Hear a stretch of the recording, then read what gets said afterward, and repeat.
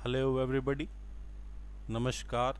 मुझे देख रहे सभी दर्शकों का मैं बीइंग ऑफिशियल क्लासेस में स्वागत करता हूं। अरिथमेटिक मैथ्स हम पढ़ रहे हैं। मिक्सचर एंड एलिगेशन की आज 10th क्लास है और ये क्लास मैं रिकॉर्डेड क्लास डालने वाला हूं, मतलब रिकॉर्ड करके मैं इस क्लास को डालूंगा क्योंकि कल किसी कारणवश लाइव क्लास नहीं कंडक्ट हो पाई इंटरनेट इश्यूज़ की वजह से। कल 7 बजे का शाम को आपको टाइम दिया गया था और 7 बजे से निरंतर प्रयास कर रहा था मैं 8 बजे तक कि इंटरनेट चल जाए चल जाए चल जाए, पर किसी कारणवश वो नहीं चल पाया। तो अभी मैं रात में बैठ के क्लास रिकॉर्ड कर रहा हूँ। सुबह ये क्लास यूट्यूब पर डाल दी जाएगी। इस क्लास में हम एलिगेशन के थोड़े से अच्छे क्वेश्चंस, मतलब हैं तो बेसिक ही पर थोड़े से अच्छे क्वेश्चन हम डिस्कस करने वाले हैं। 20 क्वेश्चन आज मैं कराने वाला हूँ आपको। 2-3 क्वेश्चन उनमें से आपको खुद से करने के लिए भी दूंगा। और ये जो कोर्स हम चला रहे हैं ये मेनली फोकस्ड है एसएससी बेस्ड एग्ज़ाम्स पे, मतलब जो एग्ज़ाम एसएससी कंडक्ट कराता है उन सभी एग्ज़ाम को मद्देनज़र रखते हुए कोर्स चलाया जा रहा है। एसएससी सीजीएल प्री और मेंस दोनों में मैथ्स आता है। CPO, CHSL, MTS, stenographer, constable, JD, Delhi police constable, इन सभी एग्ज़ाम्स को एसएससी कंडक्ट कराता है और इन सभी में मैथमेटिक्स आता है। तो हम मैथ्स की, अरिथमेटिक और एडवांस दोनों मैथ्स की तैयारी करते चल रहे हैं। 100% सिलेबस यहाँ कवर किया जाएगा। और railway, banking, CDS, LIC, FCI, EPFO, NDA, इन सब का भी हम 80 to 85% सिलेबस कवर करते चल रहे हैं क्योंकि इन सब के जो एसएससी से सिमिलर क्वेश्चन है वो सब डिस्कस किए जाते हैं यहाँ पे। और रेलवे का तो ऑलमोस्ट सारा का सारा कवर हो ही जाता है क्योंकि एसएससी और रेलवे का ऑलमोस्ट एग्ज़ाम पैटर्न सेम है। मैं प्रतीक सेठी बीइंग ऑफिशियल एक इनिशिएटिव शुरू किया ताकि आप तक गवर्नमेंट एग्ज़ाम को क्लियर करने के लिए एजुकेशन पहुंचाई जा सके। सीजीएल प्री 2019 में मेरा 50 आउट ऑफ 50 स्कोर था। मेंस में मेरा 197.5 आउट ऑफ 200 स्कोर था। चलिए आज की क्लास को शुरू करते हैं। पहला क्वेश्चन है, Ram hires a man for work for 30 days. He gives ₹10 to the man for work each day. If man is absent from work, he punishes him by ₹2. If a man gets ₹216 at the end of the month, find the present and absent days of the man. पहली बात तो हम इसमें ये देखते हैं कि हिंदी में क्या कहना चाह रहा है। हिंदी में बोल रहा है कि Ram hires a man. Ram एक आदमी को हायर करता है 30 दिन के लिए। वो जिस दिन काम करता है उसको उस दिन 10 रुपये देता है और जिस दिन वो छुट्टी मार लेता है उस दिन उसके पैसों में से 2 रुपये काट लेता है। आदमी को एक महीने के बाद, मतलब 30 डेज जितने दिन के लिए उसको अपॉइंट किया था, उसके बाद उसको 216 रुपये मिलते हैं। प्रेजेंट और अब्सेंट डेज बताना है, मतलब कितने दिन वो प्रेजेंट रहा, कितने दिन वो अब्सेंट। पहले तो हम लोग इसको देखते हैं कि यार प्रेजेंट डे का हमें दिया हुआ है कि रुपीज़ में कि प्रेजेंट डे की दिहाड़ी इतनी, एब्सेंट डे की दिहाड़ी नहीं कटाई बोल देंगे इसको, कि इतने पैसे उसके कट जाएंगे और टोटल उसको 30 दिन काम करने के इतने पैसे मिले हैं। मतलब हम यहाँ से एक चीज़ देख रहे हैं क्या, कि 3 चीज़ें रुपीज़ में गिवन है, मतलब इन्हीं पे एलिगेशन लगने वाला है। हमने देखा कि यार प्रेजेंट डे में कितने रुपए मिल रहे हैं उसको, 10 रुपये। अब्सेंट डे में उसको मिल नहीं रहे, कट रहे हैं। अब ये है मिलने वाली यूनिट, ये है कटने वाली यूनिट। तो आप लोग समझ जाएंगे कि मिलने से अपोजिट होता है कटना, इसलिए यहाँ पे माइनस साइन लगेगा। अब मान लीजिए यहाँ पे बोलता कि प्रेजेंट डे के 10 रुपये कट रहे हैं, अब्सेंट डे के 2 रुपये कट रहे हैं, तब तो दोनों ही पॉजिटिव में रह जाते हैं। अभी बोल रहा है क्या कि प्रेजेंट डे में तो मिल रहे हैं, अब्सेंट डे में कट रहे हैं। तो आपने देखा कि दोनों आपस में एक दूसरे के अपोजिट एक्शंस है। अपोजिट एक्शंस है तो आप लोग यहाँ पे समझ गए क्या कि यार एक जगह अगर मैं प्लस ले रहा हूँ तो दूसरी जगह माइनस लूँगा। और प्लस और माइनस ऐसे कैसे मैं डिफाइन करूँगा, मैं यहाँ पे एक चीज़ देख रहा हूँ क्या, कि उसको महीना ख़त्म होते होते उसको 216 रुपीज़ मिल रहे हैं। 10 रुपये भी मिल रहे हैं, 216 रुपीज़ भी मिल रहे हैं और 2 रुपये कट रहे हैं। तो बजाय इसके कि मैं एब्सेंट को पॉजिटिव मान के इन दोनों को नेगेटिव करूं, क्योंकि इन दोनों के एक्शन सिमिलर हैं और इसका एक्शन इन दोनों के एक्शन से अपोजिट है। इसमें क्या हो रहा है, पैसे मिल रहे हैं, इसमें क्या हो रहा है, पैसे मिल रहे हैं, इसमें कट रहे हैं। तो आप लोग एक चीज़ देखेंगे कि यार 2 को पॉजिटिव बना लेते हैं, 1 को नेगेटिव बनाना ज़्यादा आसान है। अब ऐसा नहीं कर सकते कि, कर तो सकते हैं, उससे भी हो जाएगा कि इसको मैं पॉजिटिव बना लूँ, इन दोनों को नेगेटिव। तो थोड़ा सा अवॉइड करेंगे इस चीज़ को। हम लोगों ने ये देखना है कि ज़्यादातर हम पॉजिटिव किसको बना सकते हैं, हमने उसको पॉजिटिव बनाया। तो एक चीज़ हमारी नेगेटिव रह गई। अब मैं दोबारा आपको फेयर थोड़ा सा करके दिखाता हूँ कि प्रेजेंट अगर है किसी दिन तो उस दिन के उसको 10 मिलते हैं, अब्सेंट है किसी दिन उस दिन के उसके कट जाते हैं तो सिंबल अपोजिट हो जाएगा, सिंबल मीन्स नेगेटिव हो जाएगा। और फिर हमने देखा कि 216 रुपीज़ उसको एक महीने के बाद मिलते हैं। हमने यहाँ से एक चीज़ देखी क्या कि क्या इनकी यूनिट सिमिलर है, यूनिट रुपीज़, रुपीज़ और रुपीज़, ये पैसे मिल रहे हैं, ये भी पैसे मिल रहे हैं और ये पैसे कट रहे हैं, ठीक है। तो हमने क्या किया, नेगेटिव साइन लगा के हमने इसको भी पैसा मिलना ही बता दिया कि -2 रुपीज़ मिल रहे हैं उस दिन, ठीक है। अब हम एक चीज़ देखेंगे क्या, मतलब माइनस लगा के हम ये भी तो कह सकते हैं कि उस दिन उसको, जिस दिन वो एब्सेंट रहा उस दिन उसको -2 रुपीज़ मिले। उसके बाद हम ये देख रहे हैं क्या कि एक दिन अगर काम करता है तो 10 रुपये, एक दिन अगर एब्सेंट रहता है तो 2 रुपये, और ये जो पैसे हैं ये 30 दिन के हैं, मतलब at the end of the month मिल रहा है, मतलब ये 30 दिन के पैसे हैं।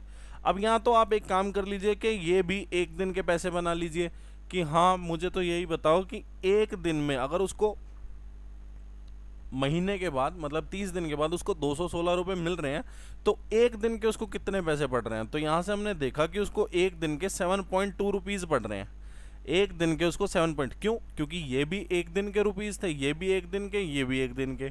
तो आप लोगों ने क्या करना पड़ेगा कि यहाँ पे भी आपको एक दिन के पैसे देखने पड़ेंगे, मतलब ऑन एन एवरेज उसको एक दिन रुपये कितना रुपये मिल रहे हैं। तो हमने देखा कि 7.2 रुपीज़ मिल रहे हैं उसको एक दिन में। हम इसको सॉल्व कर लेते हैं, 10 7.2 -2, हमने देखा कि हाँ 7.2 बीच का है, 10 सबसे बड़ा है और -2 सबसे छोटा है। कोई बात नहीं, एलिगेशन बिल्कुल सही लग रहा है हमारा। तो हम इन दोनों को सॉल्व करते हैं तो 7.2 माइनस ऑफ -2, उसके बाद 10 माइनस 7.2, तो इसको जब आपने देखा तो ये हो गया 9.2 और ये हो गया आपके पास 2.8। आगे इसको सॉल्व कर लेंगे हम लोग, ये गया 46 पे और ये गया 14 पे और फिर आगे ये गया 7 पे और ये गया 23 पे। तो हमने देखा कि प्रेजेंट डेज 23 डेज हैं और एब्सेंट डेज 7 डेज हैं, क्योंकि हमने देखा ना कि यहाँ पे रेशो कितना तैयार हो गया फाइनली 23:7, मतलब प्रेजेंट और एब्सेंट डे का रेशो कितना है 23:7। अब हमने देखा कि टोटल नंबर ऑफ डेज कितने 30, इन दोनों का टोटल कर लिया कितना हो गया 30। तो वही बात हो गई ना, 23 + 7 कितना 30, और 30 की वैल्यू 30 डेज, तो एक की वैल्यू एक दिन, और यहाँ से आपको पता चल गया कि 23 की वैल्यू 23 डेज, 7 की वैल्यू 7 डेज, मतलब आपने ऐड किया तो आपको 30 दिख गया, 30 दिख गया, टोटल नंबर ऑफ डेज भी 30, मतलब यहीं से ही आंसर आपको पता चल जाना चाहिए था क्या कि अगर इन दोनों का जोड़ 30 आ रहा है तो आपने देखा कि हाँ 23 डेज प्रेजेंट के हैं और एब्सेंट के कितने हैं 7 डेज हैं। ऐसे इक्वेशन सॉल्व हो जाएगा, ठीक है। अब इसको करने का एक और तरीका मैं आपको बता देता हूँ, एक ही तरीका आप दिमाग में रख लेना, ठीक है। मैं आपको बताता हूँ, देखो आप इसको ऐसा भी कर सकते थे। आपने देखा क्या कि he gives 10 rupees for each day, आपने देखा कि वो 10 रुपये देता है एक दिन के जब वो काम करता है। तो आप ऐसा देख सकते थे क्या कि यार हम यहाँ पे देख रहे थे कि एक दिन प्रेजेंट होने के इतने पैसे, एक दिन एब्सेंट होने के इतने पैसे कट रहे हैं, और एक दिन मतलब जो उसको टोटल मंथ के बाद मिला है उसका एक दिन का एवरेज कितना, मतलब एक दिन में उसको उसके हिसाब से कितना पैसा मिल रहा है। तो हम लोग ऐसा भी कर सकते थे कि यार अगर एक दिन प्रेजेंट होने के उसको 10 रुपये मिल रहे हैं तो 30 दिन उसको प्रेजेंट होने के कितने पैसे मिलेंगे 300। अब एक दिन एब्सेंट होने के उसके 2 रुपये कट रहे हैं तो 30 दिन एब्सेंट होने के उसके कितने कटेंगे 60, और फिर 30 दिन के उसको फाइनली मिले कितने पैसे 216। तो अब इसको सॉल्व कर लेंगे अगर हम, तो हम देखते हैं यहाँ पर आ गया 84 और यहाँ पे आ गया 276।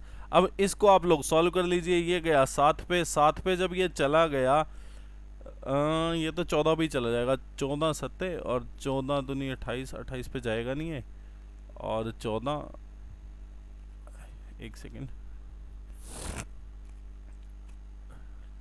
276, वेट यहाँ पर देख लेते हैं इसको, 216 और 60 276। तो ये गया पहले तो 7 पे 7 21 और 66,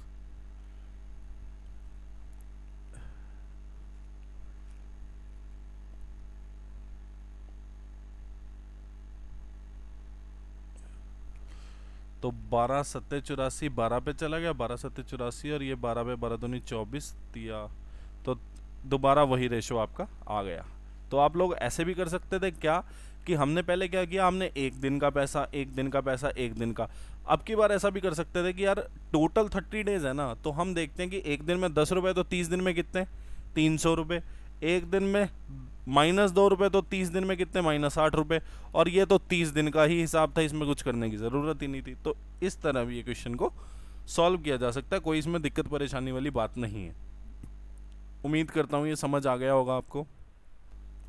अब ऐसा ही क्वेश्चन ये है, इसमें बोला है in an exercise of 250 questions a student gets 3 marks on each right questions and loses 0.5 marks on each wrong question. If the student attempts all the questions and he gets 477 marks, find the number of wrong marks given by the student. एक 250 question की exercise है जिसमें question अगर सही कर देता है student तो उसको 3 मार्क्स मिलते हैं, और अगर वो गलत कर देता है तो -5 कट जाता है। ठीक है, -0.5 हो जाता है। इफ़ द स्टूडेंट अटैम्प्ट, अगर स्टूडेंट सारे के सारे क्वेश्चन अटैम्प्ट करता है तो उसको 470 मार्क्स मिलते हैं, 477। रॉन्ग आंसर्स बताने के उसने कितने करे, हमने देखा कि एक क्वेश्चन को ठीक करने का उसको मिलता है 3 मार्क्स, और अगर रॉन्ग कर देता है तो 3 मिल रहा है और 0.5 कट रहा है। तो आप लोगों ने देखा यहाँ पर कि यार 0.5 कटना और 3 मिलना, तो ये दोनों एक्शन आपस में एक दूसरे के अपोजिट हो गए, तो आपको यहाँ पे माइनस लगाना पड़ेगा। उसके बाद बोला गया क्या, 477 मार्क्स उसको कुल 250 क्वेश्चन के मिल रहे हैं। तो आपने देखा कि यार ये तो एक क्वेश्चन का मार्क, ये एक क्वेश्चन का मार्क, और ये 30 क्वेश्चन, ये 250 क्वेश्चन का मार्क। तो हम लोग 250 से डिवाइड करके ये भी एक क्वेश्चन का मार्क निकाल लेंगे कि एक क्वेश्चन का कितना मार्क बन रहा है ऑन एन एवरेज। तो हमने देखा कि यहाँ पर 477 बाई 250 कर देंगे तो हमने देखा यहाँ पर वैल्यू आ जाएगी 1.908। 1.908 यहाँ पर वैल्यू आ गई। तो आप लोग इसको सॉल्व कर लीजिए।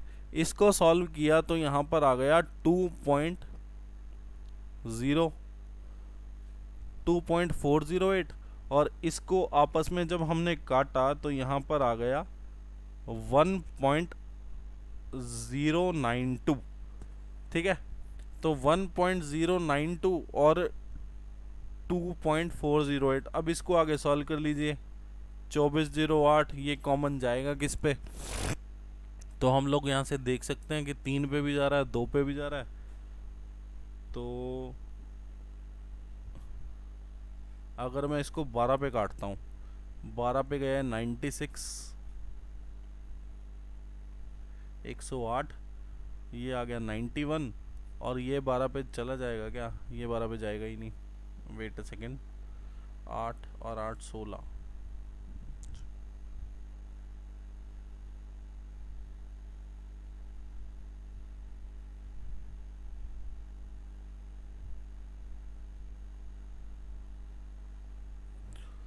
चार पे काट के देखते हैं इसको। 4 पे जब ये जाएगा तो ये 273 हो जाएगा, और ये 4 पे जब गया तो यहाँ पे आ जाएगा 602। तो 602 माइनस, एक मिनट ये क्वेश्चन चेक कर लेता हूँ, एक सेकेंड। Loses 1.3, 477 by 250।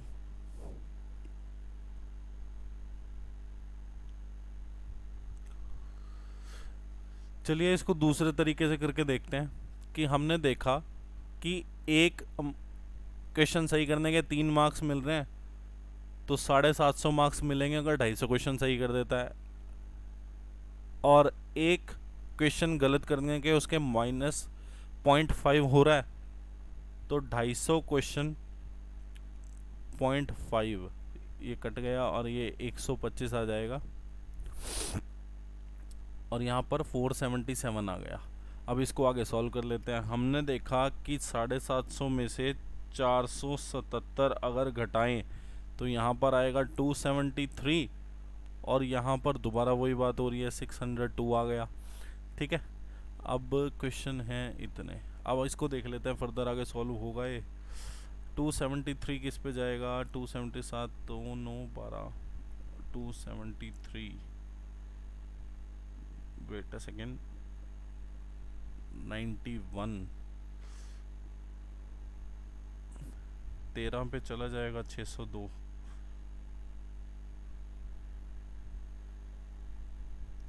हम इसको 7 पे काट के देखते हैं। 7 पे गया ये 86 आ गया, और ये 7 पे क्या चला जाएगा, 7 3 जा 21 और 7 9 जा, तो ये 273 को अगर मैं 7 पे काटता हूँ तो आप लोग यहाँ से देख सकते हैं कि 273 बाई 739 हमारे पास आ गया। अब हमारे पास फाइनल रेशो जो तैयार हुआ है वो कितना हुआ है, 86:39, और यहाँ पे भी हम इसको काट के कर सकते थे 86:39 7 पे काट के। तो आपने देखा क्या कि राइट और रॉन्ग क्वेश्चंस जो उसने अटेम्प्ट किए उसका रेशो कितना है, 86:39। इन दोनों को जोड़ लो क्योंकि टोटल नंबर ऑफ क्वेश्चन हमें कितने दिए गए, 250। अब राइट और रॉन्ग क्वेश्चन को मिला के टोटल नंबर ऑफ क्वेश्चन हो जाएंगे। तो हमने देखा 86 और 39 को जोड़ा अगर, तो ये आ गया 125। 86 और 39 को अगर हम जोड़ते हैं तो 125 आ गया। 125 की वैल्यू कितनी है, 250 क्वेश्चन। मतलब टोटल क्वेश्चन राइट और रॉन्ग को मिला के रेशो के हिसाब से कितने, 125, और असली में दिए हुए हैं 250 क्वेश्चन, तो एक की वैल्यू 2, और आपसे रॉन्ग क्वेश्चंस पूछे हैं तो रॉन्ग क्वेश्चन मतलब 39 की वैल्यू पूछी है तो 78 वैल्यू आ जाएगी। आपको यहाँ से पता चल जाएगा कि रॉन्ग क्वेश्चन जो उसने अटेम्प्ट किए वो कितने थे, 78। तो इस तरह से इस क्वेश्चन को हम लोग सॉल्व कर सकते हैं। कोई दिक्कत कोई परेशानी नहीं आई होगी इस क्वेश्चन को सॉल्व करने में, उम्मीद करता हूँ। देखिए एक और मेथड होता है इन क्वेश्चन को सॉल्व करने का, उसको हम बोलते हैं ट्री मेथड। ठीक है, एक ट्री मेथड होता है इन क्वेश्चन को सॉल्व करने का। चलिए उसको मैं नेक्स्ट वाले क्वेश्चन में बताऊंगा ट्री मेथड को हम कैसे सॉल्व करते हैं। ठीक है, देखिए हमने देखा क्वेश्चन में बोला है इन अ जू, एक जू है, चिड़ियाघर है, there are some habits rabbits and hens, मतलब कुछ खरगोश हैं और कुछ मुर्गे हैं, मतलब मुर्गियां हैं। हेड्स अगर काउंट करता है, मतलब अगर उनके सबके सिर गिने जाते हैं तो वो हैं 200, और अगर लेग्स काउंट करता है तो वो है 580। तो आप लोग यहाँ से एक चीज समझेंगे पहले तो कि टोटल नंबर ऑफ बर्ड्स जो हैं वो कितनी है, 200, क्योंकि चाहे वो रैबिट हो चाहे वो हैन हो, सिर तो हर एक के ऊपर एक ही दिया परमात्मा ने, चाहे वो कोई सा भी जीव हो, रावण को छोड़ के चाहे वो कोई सा भी जीव हो, हर एक को सिर एक ही मिला हुआ है। तो आप लोग समझ गए कि 200 सिर है। 200 सिर से मतलब क्या बनता है कि 200 सिर है तो मतलब 200 ही हैं क्या, बर्ड्स। लेग्स अलग अलग होती हैं। आपको पता होगा कि अगर लेग्स हम हैन की देखें, लेग्स ऑफ हैन, ये क्वेश्चन में आपको दिया भी जाने वाला है कि लेग्स ऑफ हैन और लेग्स ऑफ रैबिट्स कितनी होती हैं, ये आपको क्वेश्चन में मेंशन भी होगा। तो आप लोगों को क्वेश्चन में ये चीज, एक सेकेंड,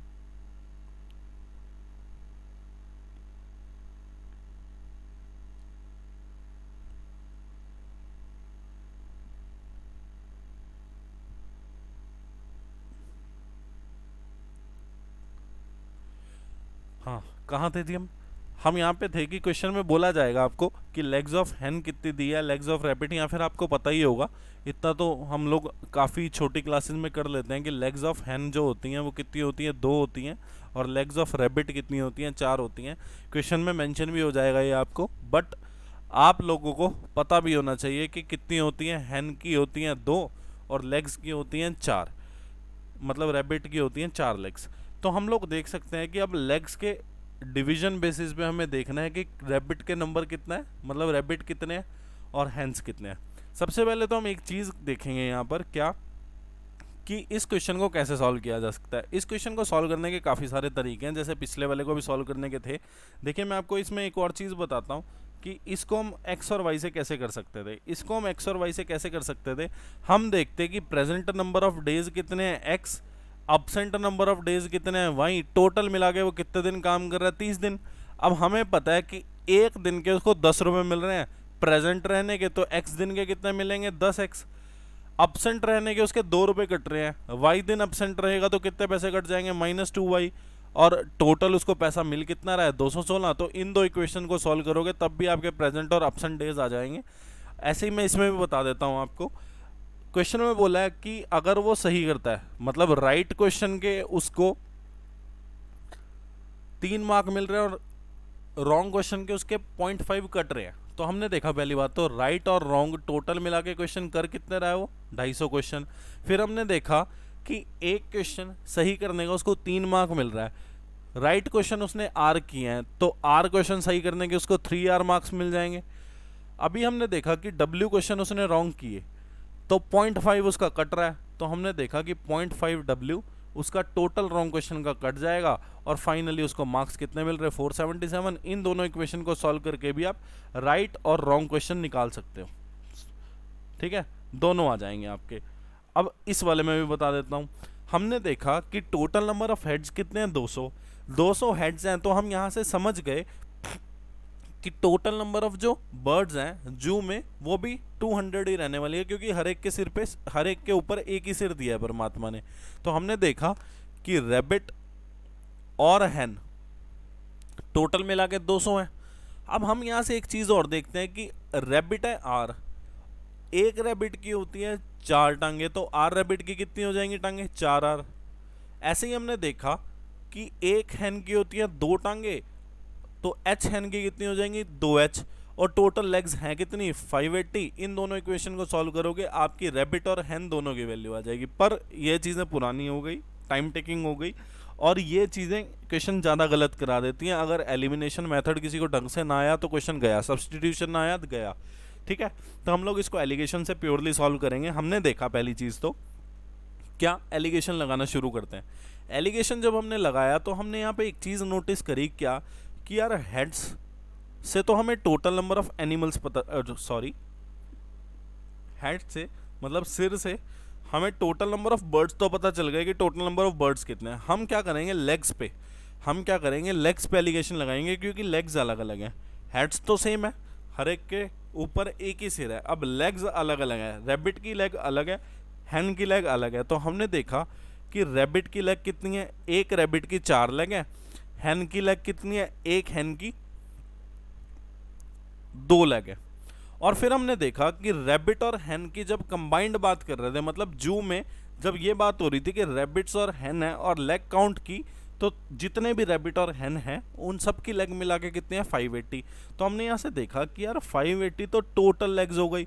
अब एक बर्ड चाहे वो रैबिट हो चाहे वो हैन है, तो हम लोग क्या करेंगे कि एक बर्ड का एवरेज निकाल लेते हैं। हमें पता चल गया क्या, 580 टोटल लेग्स हैं और 200 नंबर ऑफ बर्ड्स हैं अंदर।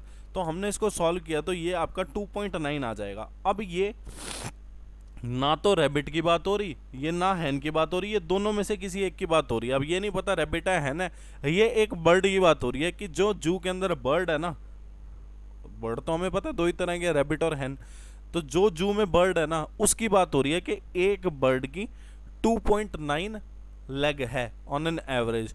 तो हमने यहाँ से देखा कि जब हमने इसको सॉल्व किया ये आ गया 0.9, और ये जब हमने इसको सॉल्व किया ये आ गया 1.1। तो हमने इसको आगे सॉल्व कर लिया, डेसिमल हटा दिया तो 9:11 आ गया। तो हमने यहाँ से देखा कि रैबिट और हैन जो रेशो में है उस रेशो है कितनी, वो रेशो 9:11।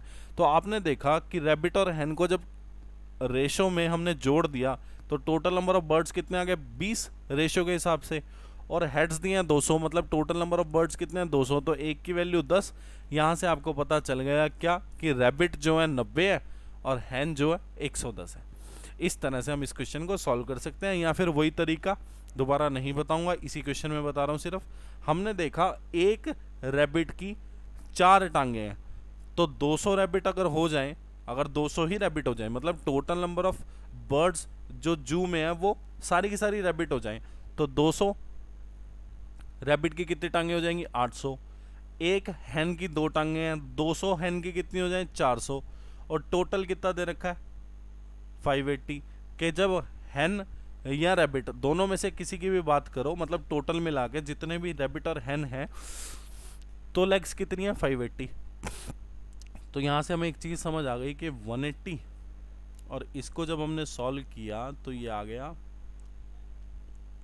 220, तो इसको हमने 9:11, फिर ऐसे का ऐसा सेम आ गया हमारे पास रेशो। तो रेशो जब सेम आ गया तो हम इस क्वेश्चन को बड़े आराम से सॉल्व कर सकते हैं, कोई हमें दिक्कत परेशानी नहीं आने वाली इस क्वेश्चन में।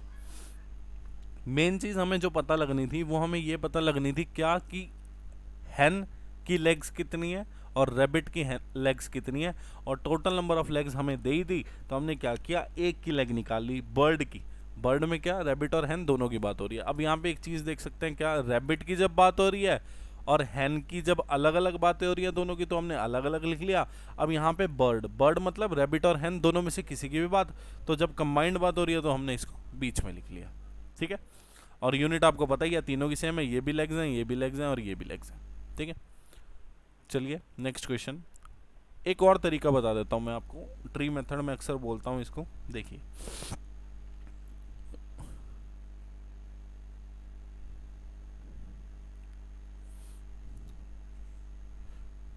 हम इसको उस मेथड से कैसे सॉल्व कर पाएंगे। देखिए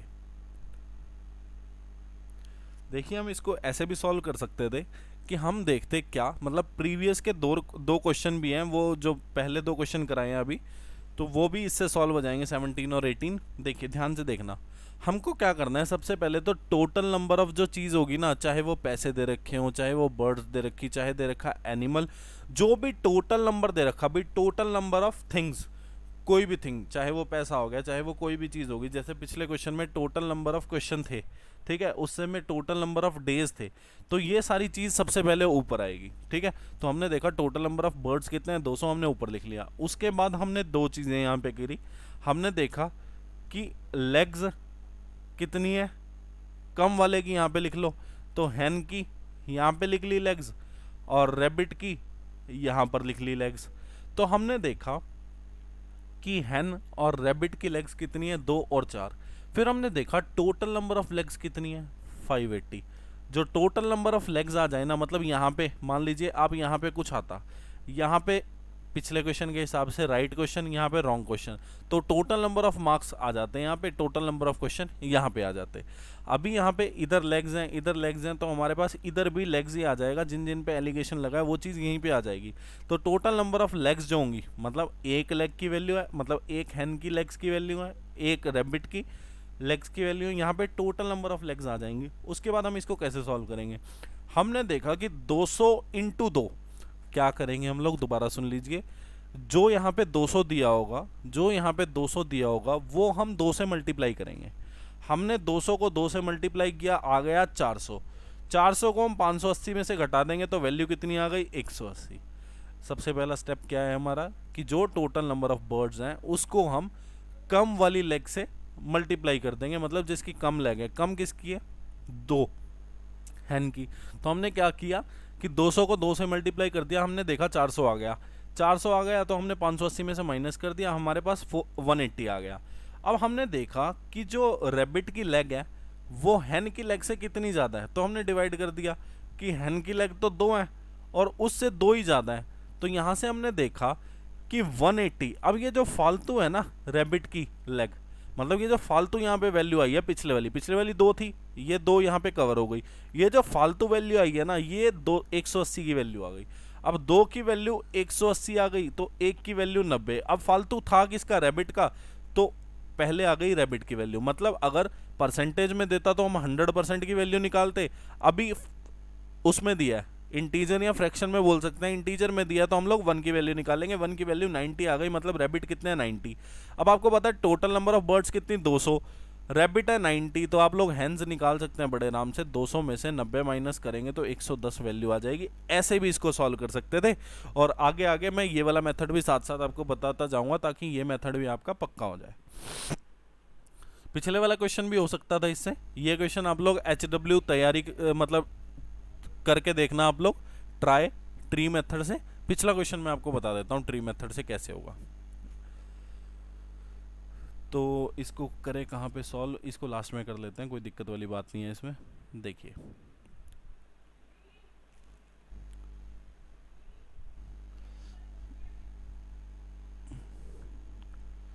हमने देखा कि राम ने हायर किया 30 दिन के लिए, 30 दिन के लिए हायर किया, तो हमने क्या किया, 30 दिन यहाँ पे लिख लिया।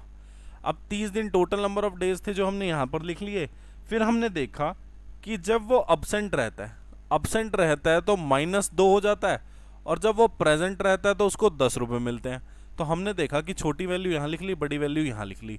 उसके बाद हमने एक चीज़ देखी, क्या कि 216 रुपये उसको टोटल मिले 30 डेज के। मैंने आपको क्या बताया था, total number of days, total number of birds, total number of money, मतलब टोटल सम ऑफ मनी, ये सारी चीज़ें हम ऊपर लिखेंगे। और उसके बाद जो चीज़ अलग दी है, क्या कि एक दिन की दिहाड़ी और ये टोटल दिहाड़ी 30 दिन की, तो ये जब तीनों सेम यूनिट में है तो तीनों चीज़ों को हम यहाँ पे लिख लेंगे, टोटल नंबर ऑफ चीज़ यहाँ और एक एक दिन की हम चीज़ यहाँ लिख लेंगे। अब हम यहाँ पे एक चीज़ देखते हैं, क्या कि मैंने क्या किया, मैंने 30 को -2 से मल्टीप्लाई किया, कितना आ गया -60। और आपको पता है हम लोग यहाँ पे क्या करते थे, माइनस करते थे 216 में से। तो 216 में से माइनस किया, माइनस का 60, तो वैल्यू कितनी आ गई 276 हमारी वैल्यू आ गई। अब हम देखते हैं कि प्रेजेंट के पैसे अब्सेंट के पैसों से कितने अलग हैं, तो हम इसको डिवाइड कर देते हैं। हमने देखा कि अब्सेंट के -2, अब इसमें 12 जोड़ने पड़ेंगे तभी जाके प्रेजेंट के बनेंगे ना 10 रुपये। तो ये तो अब्सेंट और प्रेजेंट की सेम वैल्यू हो गई, ठीक है।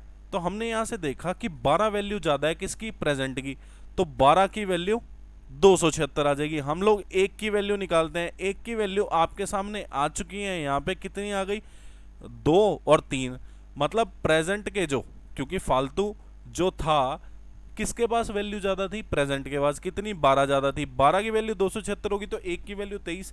अब मैंने आपको फिर बता देता हूँ, पहले भी बताया था कि अगर परसेंटेज होती हम 100% की वैल्यू निकालते, अब इंटीजर है या फ्रैक्शन होती तो हम 1 की वैल्यू निकालेंगे। तो एक की वैल्यू 23 आ गया, 23 डेज, मतलब एक की वैल्यू 23। तो फालतू की वैल्यू जहाँ इक्वेट करी थी, मतलब 12 की वैल्यू 12 था किसका, फालतू, प्रेजेंट का, मतलब यहाँ पे पहले प्रेजेंट नंबर ऑफ डेज आ गए। अब्सेंट निकालने के लिए क्या करेंगे, 30 टोटल डेज है, 23 माइनस कर देंगे, 7 डेज आ जाएगा, ठीक है। तो ये क्वेश्चन ऐसे भी सॉल्व हो सकता था, कोई दिक्कत वाली बात नहीं है इसमें।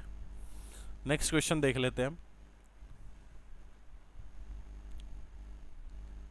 बहुत इलेबोरेटली ये चीज़ें कराई जा रही हैं आपको, ठीक है। अब ऊपर वाला क्वेश्चन मैं कराऊंगा, नीचे वाला आपके लिए HW आप लोग खुद से करेंगे, ठीक है।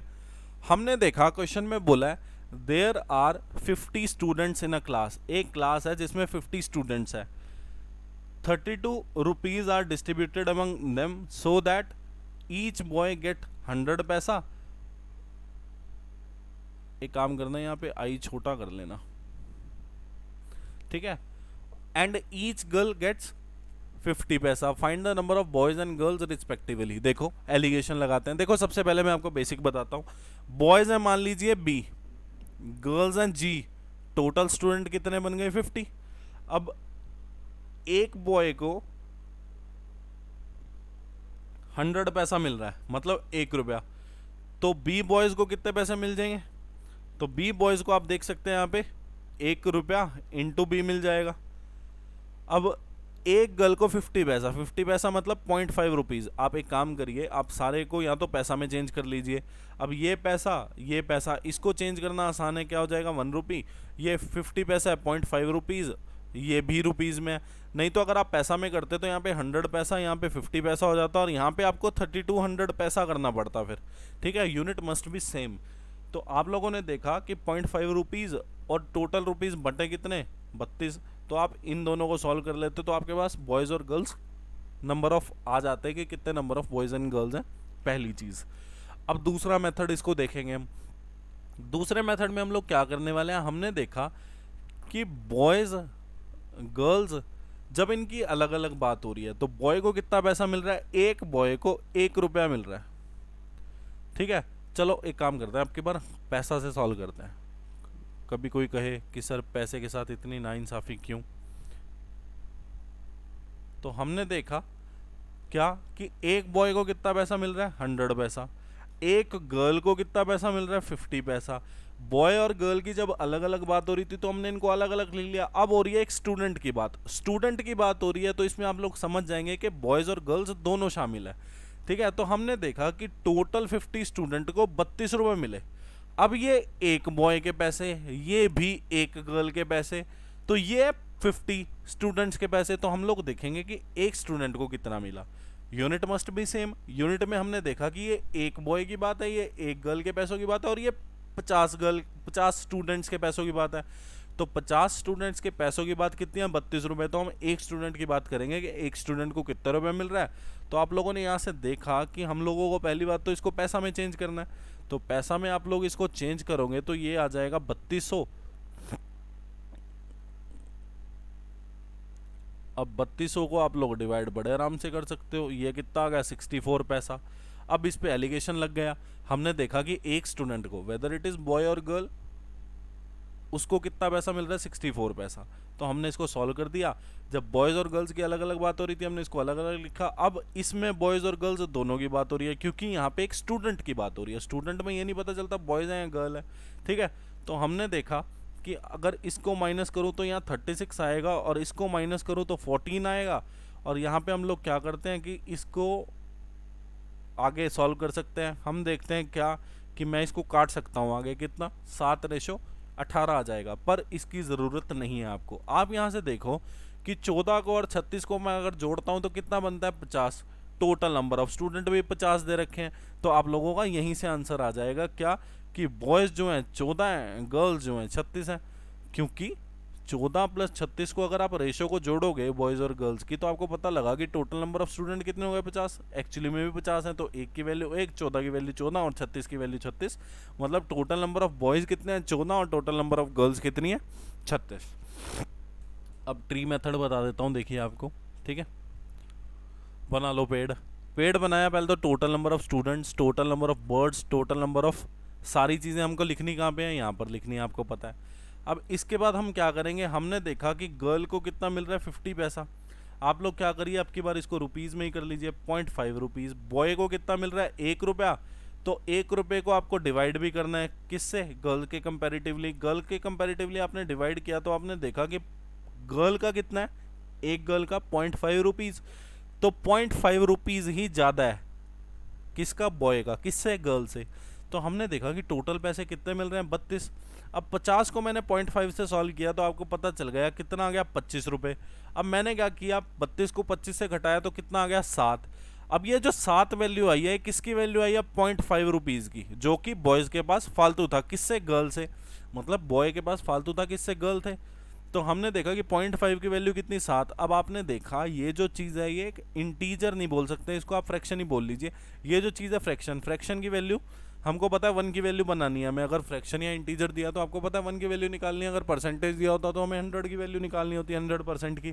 तो 0.5 की वैल्यू 7। तो आप लोग देखेंगे कि इसका दुगुना करेंगे 1 हो जाएगा, इसका दुगुना करूँ कितना हो जाएगा, 14। मतलब 1 की वैल्यू आपके पास कितनी आ गई यहाँ पे, 14। तो 1 की वैल्यू जो आई है कितनी आ गई, बॉयज़ की वैल्यू। मतलब बॉय कितने हैं, टोटल नंबर ऑफ 14। क्यों, क्योंकि फालतू किसके पास था, बॉय। फालतू किसकी चीज़ इक्वेट करी थी माइनस करके, साथ जो वैल्यू आई थी उसकी वैल्यू हमने किसकी फालतू चीज़ के साथ, बॉय की फालतू रुपीज़ के साथ करी थी। तो बॉय की फालतू के रुपीज़ के साथ करी, तो अभी सबसे पहले बॉय की वैल्यू आएगी। नंबर ऑफ बॉयज़ कितने आ गए, 14। तो गर्ल्स कितनी आ जाएंगी, 50 माइनस 14 की वैल्यू आपके पास 36 आ जाएगी। ये आपका आंसर आ जाएगा। इसी से आप लोग ये वाला क्वेश्चन भी सॉल्व कर सकते हो। ये आपके लिए HW रहा। आज शाम को 7 बजे क्लास होने वाली है, 7 PM पे क्लास देखना मत भूलिएगा। और ये जो 7 PM पे क्लास होने वाली है, इस क्लास में मैं इनके आंसर पूछने वाला हूं और मुझे इनके आंसर चाहिए आपसे। तो आप लोग इन सारे HW जो HW आपको दिया जाएगा वो सॉल्व करके आएंगे। नेक्स्ट क्वेश्चन आपके सामने ये रहा। क्वेश्चन में बोला है देयर आर 10 पेट्स। हम लोग समझ गए कि 10 पालतू जानवर हैं। Some are dog some are cat. कुछ डॉग्स हैं कुछ कैट्स हैं, हमें नहीं पता कितने डॉग हैं कितने कैट हैं। हमें एक कंडीशन दे दी क्या, कि हर डॉग 6 बिस्कुट खाता है, हर बिल्ली 4 बिस्कुट खाती है, और टोटल नंबर ऑफ बिस्किट है 56। Find the number of cats. देखिए आप लोग पहली चीज़ तो ये देख सकते थे क्या, कि डॉग D है, कैट C है, टोटल कितना है 10, क्योंकि 10 पेट हैं। अब एक डॉग 6 बिस्कुट खाता है तो D डॉग 6D खा लेंगे।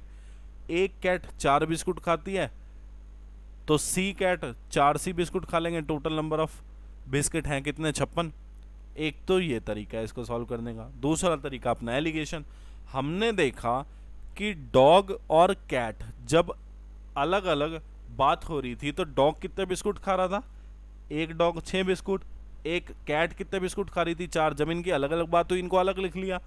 अभी एक पेट की बात होगी, पेट में डॉग और कैट दोनों की बात हो रही है, तो जब दोनों की साथ में बात हो रही तो हम इसको बीच में लिखेंगे।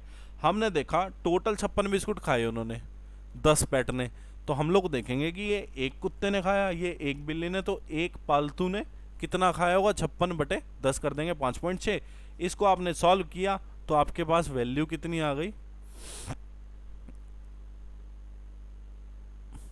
वेट अ सेकेंड, इसमें कुछ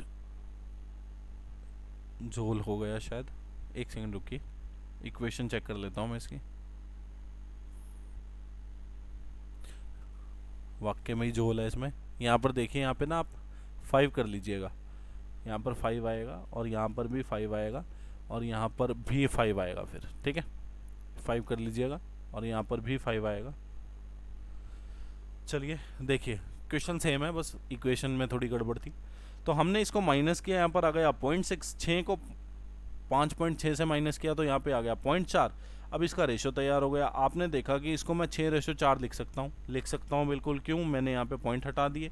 तो 6:4, दोनों को जोड़ा 10, वाक्य में दोनों को जोड़ के डॉग और कैट को कितना आ रहा था, 10 पेट्स, तो डॉग की वैल्यू कितनी आ गई, 6 पेट, मतलब डॉग कितने हैं 6 और कैट कितनी है 4। ट्री से भी बता देता हूँ, देखिए मैंने क्या बताया था, टोटल नंबर ऑफ जो थिंग्स हों वो ऊपर, अब टोटल नंबर ऑफ थिंग्स हैं कितनी, मतलब टोटल नंबर ऑफ पेट्स है कितने, 10। आपने देखा कैट कितने खाती है, 5 बिस्किट, कम वाले को यहाँ लिख लो, ज़्यादा वाले को यहाँ लिख लो। ये कितने खाते हैं, 6, कैट से कितने ज़्यादा, 1 ज़्यादा, तो कैट का कंपैरिजन कर देंगे, कैट खाती है 5, 5 + 1 हो रहा है, मतलब कैट से 1 ज़्यादा खा रहा है। अब हमने देखा क्या कि टोटल नंबर ऑफ बिस्किट खाए कितने गए, 56। सॉल्व कर लेते हैं, 10 को 5 से मल्टीप्लाई किया तो कितना आ गया, 50, माइनस किया 6 आ गया। अब 6 किसकी वैल्यू आई, फालतू की वैल्यू, फालतू था कौन, डॉग, तो 1 की वैल्यू सीधा ही आ गई आपके पास। 1 की वैल्यू कितनी आ गई, 6। मैंने क्या बताया था, इंटीजर की बात हो तो 1 की वैल्यू निकालेंगे, परसेंटेज की हो 100%, तो आपने देखा इंटीजर है, 1 की वैल्यू निकल गई, मतलब डॉग कितने आ गए, 6, क्योंकि फालतू वैल्यू किसकी आई थी, डॉग की, फालतू वैल्यू आई मतलब पहले डॉग ही आ जाएगा। और कैट कैसे आ जाएगी, टोटल नंबर ऑफ पेट में से डॉग माइनस करेंगे तो कैट आ जाएगी 4। समझ आ गया। अब कोई कहे कि सर ना, देखो ऐसा है सर, आप तो ना अपनी करे जा रहे हो, अपनी मत करो आप ना मुझे ये बताओ कि अगर मैं यहाँ पर इधर साइड बड़ा लिख दूँ और इधर साइड छोटा तो क्या रहेगा। कुछ नहीं रहेगा भाई, कुछ भी नहीं रहेगा। देखो टेंशन ना पालना, देखिए total number of pets, dog ने खाए 6 बिस्कुट, कैट ने खाए 5, तो हमने क्या किया, अब की बार इधर बड़ा लिख लिया, इधर छोटा। टोटल नंबर ऑफ बिस्किट्स हैं कितने, 56। हमने देखा कि 10 × 6 किया कितना आ गया, 60, माइनस किया कितना आ गया, -4। तो हमने देखा कि कैट जो है डॉग से कितना फ़र्क है, मतलब डॉग के और कैट के बिस्कुट में कितना फ़र्क है। तो आपने देखा कि डॉग के थे 6, अब 6 में से 1 कम हो रहा होगा तभी कैट के बिस्कुट बनेंगे ना। तो हमें पता है कि टोटल नंबर ऑफ कैट के बिस्कुट कितने हैं, 5, ठीक है। तो हमने देखा कि डॉग के हैं 6, 6 में से 1 घटाना पड़ेगा तभी जाके कैट के बिस्कुट्स आ जाएंगे। तो हमने देखा कि कितना है कम, -1, तो हम देखेंगे यहाँ पर -1 की वैल्यू आ गई कितनी, -4, तो 1 की वैल्यू 4 आ गई। अब जिसकी वैल्यू कम थी या जिसकी वैल्यू ज़्यादा थी, मतलब जिसकी वैल्यू में फ़र्क था, मतलब हमने जिसकी वैल्यू में फ़र्क देखा था। पहले हम क्या करते थे, +1 देखते थे, तो 1 की वैल्यू किसकी ज़्यादा होती थी, जो ज़्यादा बड़ा हो। तो आपने देखा कि अब की बार कम वाले की वैल्यू देखनी है, क्योंकि यहाँ पर माइनस आ चुका है। कम वाले की वैल्यू किसकी है, कैट की, तो पहले कैट की वैल्यू आ जाएगी। और डॉग की वैल्यू कैसे निकालेंगे, 6 आ जाएगा, ठीक है। क्वेश्चन ऐसे सॉल्व हो जाएगा। या फिर ऐसा भी कह सकते थे कि जब मैं पहले इधर मल्टीप्लाई करूं या करूं मैं इधर, अगर मैं इधर मल्टीप्लाई करता हूं तो पहले कैट की वैल्यू आएगी, अगर मैं इधर मल्टीप्लाई करता हूं तो पहले डॉग की वैल्यू आएगी। उम्मीद करता हूं समझ आ गया होगा। नेक्स्ट क्वेश्चन आपके सामने ये रहा, देखिए आसान क्वेश्चन है, कुछ नहीं है इस क्वेश्चन में। The average marks of 120 students are 35। Average marks pass students के कितने, 39। फेल स्टूडेंट्स के एवरेज मार्क्स कितने हैं, 15। नंबर ऑफ पास स्टूडेंट बताने। देखिए कुछ नहीं है इसमें, एवरेज मार्क्स दिए 39, एवरेज मार्क्स दिए हैं, एवरेज मार्क्स दिए हैं, आप लोग समझ गए कि 3 एवरेज मार्क्स है मतलब एलिगेशन। अब आपके पास 3 नंबर दे दिए, 15, 35 और 39। आपको पता चल गया 35 है बीच का नंबर, तो ये आ गया बीच में। एक साइड 15 लिख लो, एक साइड 39 लिख लो। 15 देखो पहले तो फेल स्टूडेंट्स, 39 देखो पास स्टूडेंट्स का एवरेज मार्क्स, तो ऊपर मेंशन कर दिया। तो आपने देखा ये 4 आ गया, ये 20 आ गया, ये कितना आ गया 1:5।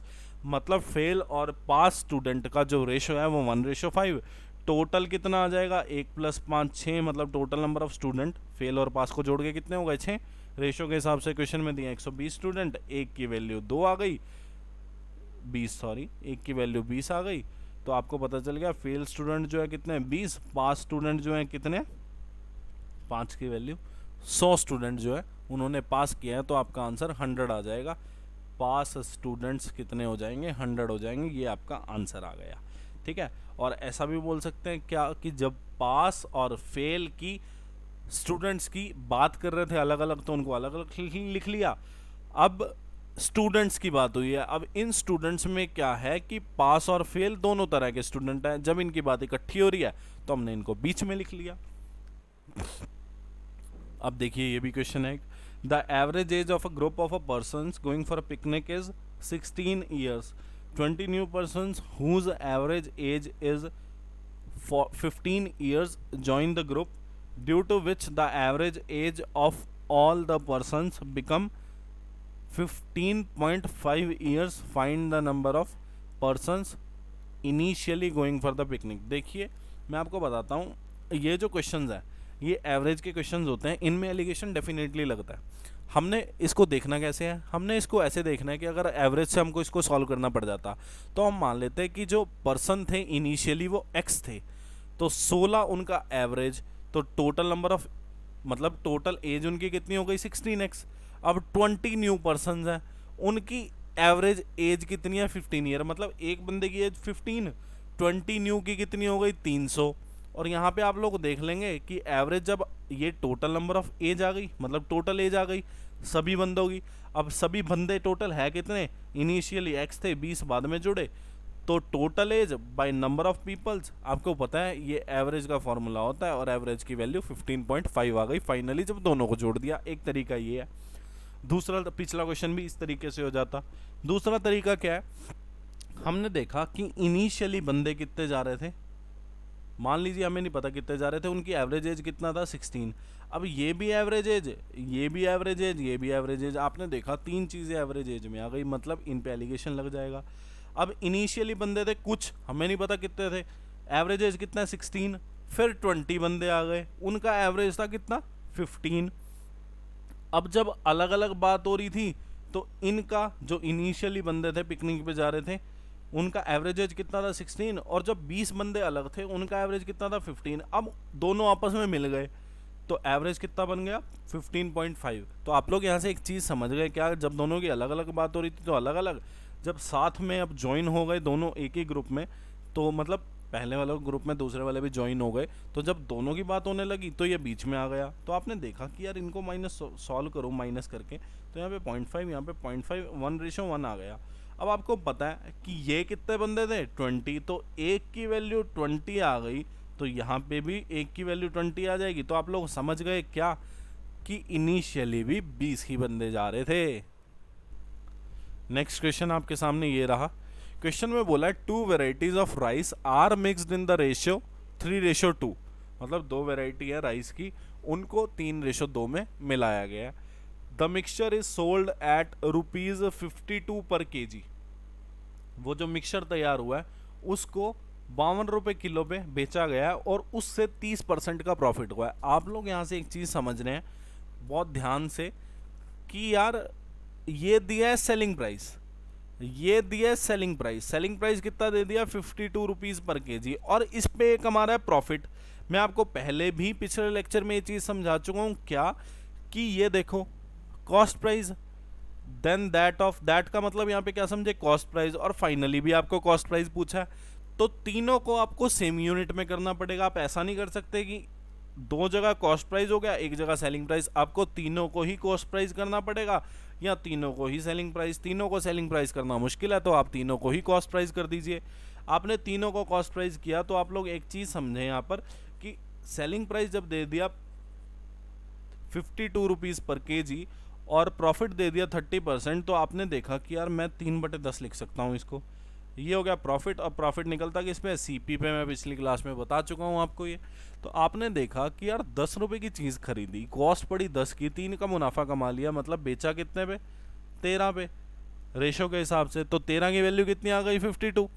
एक की वैल्यू कितनी आ गई? 4। तो आप लोग यहाँ से समझ गए कि कॉस्ट प्राइस कितना है, 10 की वैल्यू 40।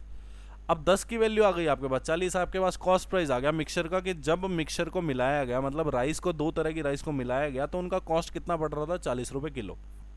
ठीक है, तो जब दोनों को मिला लिया, मतलब बीच में आएगा, ये आपको पता ही चल गया। और यहाँ पे पता है आपको कि दोनों तरह की राइस को किस रेशो में मिलाया गया? 3:2 में। और यहाँ पर मान लीजिए कि इसकी कॉस्ट मान लीजिए कुछ ये थी x और इसकी कॉस्ट कुछ थी y। मानने की ज़रूरत नहीं है, पर इनिशियली आपको मनवा के चल रहा हूँ ताकि आपको समझ आ जाए। ठीक है, तो हमने यहाँ पे एक चीज़ देखी क्या कि यार ये जब मिक्सचर की बात हो रही थी जिसमें दोनों तरह का राइस है, तो 40 रुपीज़ पर केजी कॉस्ट पड़ रही थी, मतलब हमें इसको बीच में लिखना पड़ेगा। अब जब अलग अलग बात हो रही है कि इसकी कॉस्ट और इसकी कॉस्ट अलग अलग पड़ रही है, तो हमने इसको अलग अलग लिख लिया। अब मैंने आपको बताया था सॉल्व करने का तरीका कि ऊपर वाले का डिफरेंस नीचे वाले रेशो को जोड़ के इक्वेट कर सकते हैं। मतलब हमने क्या किया, रेशो को जोड़ दिया, रेशो को जोड़ा 5 आ गया। ऊपर वाले का डिफरेंस लेंगे, ऊपर वाले का डिफरेंस आ कितना गया? आपने देखा ऊपर वाले का डिफरेंस कितना है, क्वेश्चन में ही दे रखा है, कितना है? 15। मैंने आपको कई बार बताया अगर वो मोर देन दे, अगर वो लेस देन दे, तो वो कुछ नहीं दे रहा, वो दोनों का डिफरेंस दे रहा है। अगर वो मोर देन दे रहा है, अगर वो लेस देन दे रहा है, तो वो कुछ नहीं दे रहा, वो आपको दोनों का डिफरेंस दे रहा है। तो 5 की वैल्यू 15, 1 की वैल्यू 3, 3 की वैल्यू 9 और 2 की वैल्यू 6। ठीक है, और जो नया भी बंदा वीडियो देख रहा हो वो भी ये चीज़ समझे, इसमें कुछ लॉजिक नहीं है। वो मोर देन या लेस देन जब भी देगा क्वेश्चन में, वो कुछ नहीं दे रहा, वो दो चीज़ों का डिफरेंस दे रहा है आपको। आपको सिर्फ ये देखना है कि बड़ी चीज़ क्या है, वो यहाँ लिख दो, जो छोटी चीज़ है वो यहाँ पे लिख दो। अब ऐसा मत करने बैठे हैं एग्जाम में कि x = y + 15, फिर आगे आप इसको सॉल्व करेंगे, ये चीज़ कंप्लीटली गलत हो जाएगी और इसमें टाइम भी आपका चला जाएगा और इस चीज़ से क्वेश्चन गलत होने के चांसेस ज़्यादा हैं। ठीक है, तो आप लोग सीधा देखें, मोर देन दिया, लेस देन दिया, अच्छा दोनों का डिफरेंस है, बड़ी को छोटी में से माइनस कर दो। तो आपने देखा कि यहाँ पे आ गया 9, यहाँ पे आ गया 6। अब एक दिक्कत आ गई, क्या दिक्कत आ गई? हमें ये नहीं पता कि अभी तक जो हम सॉल्व कर रहे हैं, हमें ये नहीं पता कि x y कैसे बनेगा। मतलब दो चीज़ें हो सकती हैं, क्या मैं 40 में से 6 माइनस कर सकता हूँ ताकि ये चीज़ छोटी आ जाए 40 से, या फिर मैं ऐसा भी कर सकता हूँ 40 में 6 जोड़ सकता हूँ ताकि ये चीज़ बड़ी आ जाए। अब मुझे ये पता करना है कि x बड़ा है या y बड़ा है। इक्वेशन पढ़ लेते हैं दोबारा। Cost of second variety of rice is 15 more than, मतलब जो सेकेंड वेराइटी राइस की है उसकी जो कॉस्ट है 15 ज़्यादा है पहली वैरायटी से, मतलब इसकी वैल्यू ज़्यादा है और इसकी वैल्यू कम है। x की वैल्यू कम है और y की वैल्यू ज़्यादा है, तो आपको क्या करना है, y की वैल्यू ज़्यादा है तो आपको 40 में 9 जोड़ के यहाँ पे 49 करना है, और 40 में से अगर इधर 9 जोड़ा है तो इधर माइनस करना पड़ेगा, तो 40 में से 6 जोड़ा 34। तो आप लोग यहाँ से एक चीज़ देख पाए क्या कि एक साइड वैल्यू छोटी आ गई 40 से, एक साइड बड़ी आ गई, और यही आपका कॉस्ट प्राइस निकलना था। मतलब जो फर्स्ट वैरायटी ऑफ राइस का कॉस्ट प्राइस पूछा गया था उसकी आपकी वैल्यू आ चुकी है कितनी, 34 रुपीज़ पर केजी, और ये आपका आंसर आ चुका है, CP of first variety of rice. अब आप इसको ये मत समझें कि ये प्रॉफिट लॉस का क्वेश्चन है, कुछ नहीं है इसमें प्रॉफिट लॉस का, ये एलिगेशन से ही निकल रहा है, इसीलिए आपको बताया गया। नेक्स्ट क्वेश्चन आपके सामने ये रहा। अब जो मैं 3 क्वेश्चन कराऊंगा इनको करने के 3 तरीके हैं। ठीक है, तो साढ़े नाल रहोगे तो ऐश करोगे, आपको पता ही है ये क्वेश्चन प्री 2018 में आया है। ठीक है, इंपॉर्टेंट क्वेश्चन है और आगे आने के पूरे चांसेस हैं कि आपको प्री और मेंस दोनों में देखने को मिल सकता है। और ये क्वेश्चन शायद मेंस 18 में आया, ऐसा कुछ है, मेंस 18 में ही है ये क्वेश्चन। ठीक है, पहले ये वाला क्वेश्चन कर लेते हैं, ये भी शायद कैट वगैरह में कहीं पूछा गया, मुझे नहीं पता कहाँ पूछा गया, पर ये क्वेश्चन प्रीवियस ईयर है, आ चुका है पहले। तो देखते हैं हम इस क्वेश्चन को कैसे सॉल्व करने वाले हैं ध्यान से। क्वेश्चन में बोला है the average score of 42 students in a test is 69। 42 student है, उनका एवरेज स्कोर एक टेस्ट में कितना है 69। The ratio of the number of boys to the that of girls. अब दैट से आप लोग समझ गए क्या कि ये क्या कहना चाह रहा है, ratio of the number of boys. The number of बोल रहा है यहाँ पे, मतलब दैट का मतलब द नंबर ऑफ गर्ल्स है। तो ratio of the number of boys to the number of girls. एक चीज़ दो बार रिपीट नहीं होती कंपैरिजन में, तो हम लोग दैट या दोज लिख लेते हैं उसकी जगह। तो आपने देखा नंबर ऑफ बॉयज़ और नंबर ऑफ गर्ल्स का रेशियो कितना, 10:11। The average score of the boys is 20% more than that of girls. The average score of the boys is. देखिए इस क्वेश्चन को सॉल्व करते हैं। देखो इस क्वेश्चन को सॉल्व करने का सबसे आसान तरीका है, हम लोग इसको अगर रेशो से सॉल्व कर लें तो इस क्वेश्चन को सॉल्व करने का वो सबसे आसान तरीका है मेरे हिसाब से। देखिए हमने देखा पहली बात तो बॉयज़ और गर्ल्स का नंबर में क्या रेशियो है। हमने देखा कि नंबर ऑफ बॉयज़ और नंबर ऑफ गर्ल्स जो हैं वो आपस में किस रेशियो में, 10:11 में। दूसरी चीज़ हमने देखी कि एवरेज स्कोर का क्या रेशियो है। एवरेज स्कोर का क्या रेशियो है, एवरेज स्कोर में बोला गया है कि जो एवरेज स्कोर है बॉयज़ का वो 20% ज़्यादा है किससे, गर्ल्स से। कंपैरिजन किससे कर दिया, गर्ल्स से। परसेंटेज में वैसे कर दिया तो आपने मान लिया कि गर्ल्स मान लो 100% है तो बॉयज़ 20% ज़्यादा है, मतलब 120। तो आप लोग यहाँ से एक चीज़ समझे क्या कि बॉयज़ और गर्ल्स का एवरेज स्कोर का क्या रेशियो आ गया, 6:5। ठीक है, मैं पहले भी बता चुका हूँ, मैं दोबारा बता रहा हूँ। जिससे कंपैरिजन करते हैं अगर परसेंटेज है तो 100% मान लेते हैं, अगर फ्रैक्शन या इंटीजर है तो आप लोग उसको 1 मानते हैं, तो दूसरे की वैल्यू बड़े आराम से आ जाती है। तो आपने देखा कि गर्ल्स से कंपैरिजन है, परसेंटेज में है, तो आपने 100 गर्ल्स का एवरेज स्कोर मान लिया तो बॉयज़ का कितना आ गया, 120। फाइनली आपको पता चल गया कि 6:5 एवरेज स्कोर आ गया। अब इसको क्या करें, आप लोग सॉल्व करें। आपने देखा नंबर ऑफ बॉयज़ कितने, 10, और इनका एवरेज स्कोर कितना, एक बंदे का एवरेज स्कोर, मतलब एवरेज का मतलब क्या होता है आपको पता ही है। एवरेज की जब हम बात करते हैं तो हम एक की बात कर रहे होते हैं। तो आपने देखा एवरेज की बात कर रहे होते हैं मतलब एक की बात कर रहे होते हैं ना भाई। Average age of class, average age of class मतलब कि अगर मैं देखूं कि सबको जोड़ के टोटल एज, सभी बच्चों की एज जोड़ी bye total number of students, तो यहाँ पे आपके साथ क्या आता है, एवरेज एज। आपको पता चलता कि एक बच्चे की औसत आयु इतनी है, तो आपको पता चला कि एवरेज स्कोर जो है 6, मतलब एक बॉय का एवरेज स्कोर कितना है, 6। 10 रेशो में बॉयज़ हैं तो आपने मान लिया कि चलो 10 ही हैं, एक्स वैक्स क्या लिखना। तो आपने देखा कि 10 का कितना हो जाता है एवरेज स्कोर, 60। उसके बाद आपने देखा एक गर्ल का एवरेज स्कोर 5 है तो 11 का कितना हो जाता, 55। ठीक है, और टोटल नंबर ऑफ गर्ल्स और बॉयज हैं कितने, 10 और 11। अब ये तो आ गया हमारे हिसाब से, ये जो डाटा कलेक्ट किया था ये आ गया हमारे हिसाब से। क्या आया, ये टोटल नंबर ऑफ स्कोर आ गया by total number of students आ गया। तो आपको पता चल गया कि ये एवरेज स्कोर ऑफ क्लास आ गया।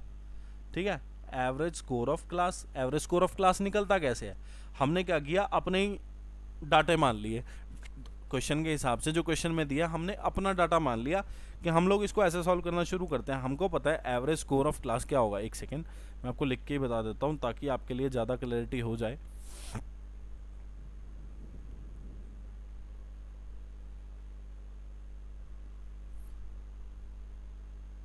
देखिए एवरेज स्कोर ध्यान से समझ लेना, ये टॉपिक बहुत इंपॉर्टेंट है। एवरेज स्कोर ऑफ क्लास कैसे आने वाला है, एवरेज स्कोर ऑफ क्लास वैसे आएगा कि टोटल स्कोर ऑफ क्लास, मतलब सभी बच्चों का मार्क्स अगर जोड़ दें तो क्या बनता है, total score bye total number of students. अब हमारे साथ यही हुआ इसमें। हमने क्या किया, हमने देखा कि एक बॉय के 6 थे, 10 टोटल बॉयज़ मान लो, तो कितने हो गए टोटल मार्क्स, 60। एक गर्ल के मार्क्स 5, 11 कितने हो गए, 55। तो हमें पता चल गया कि टोटल स्कोर कितना आ गया, 60 + 55 115। और टोटल नंबर ऑफ बॉयज़ और गर्ल्स कितने आ गए, 10 और 11 21 आ गए। तो टोटल नंबर ऑफ स्टूडेंट्स हमारे पास 21 आ गए और टोटल नंबर ऑफ स्कोर मतलब टोटल स्कोर ऑफ क्लास कितना आ गया, 115।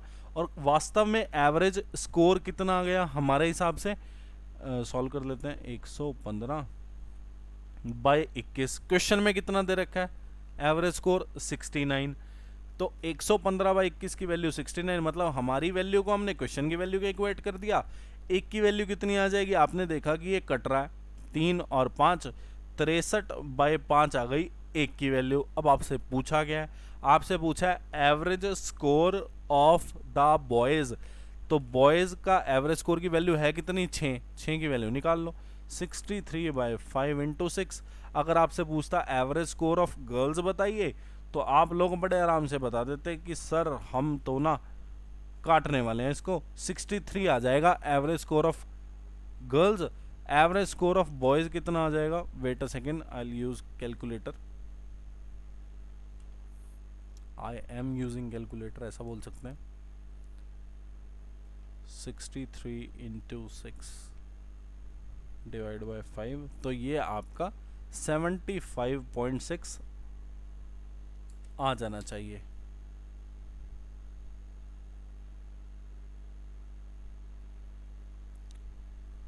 तो जो एवरेज स्कोर आ जाएगा बॉयज का वो कितना आ जाएगा, एवरेज स्कोर ऑफ बॉयज कितना आ जाएगा, 75.6, और ये आ गया एवरेज स्कोर ऑफ गर्ल्स।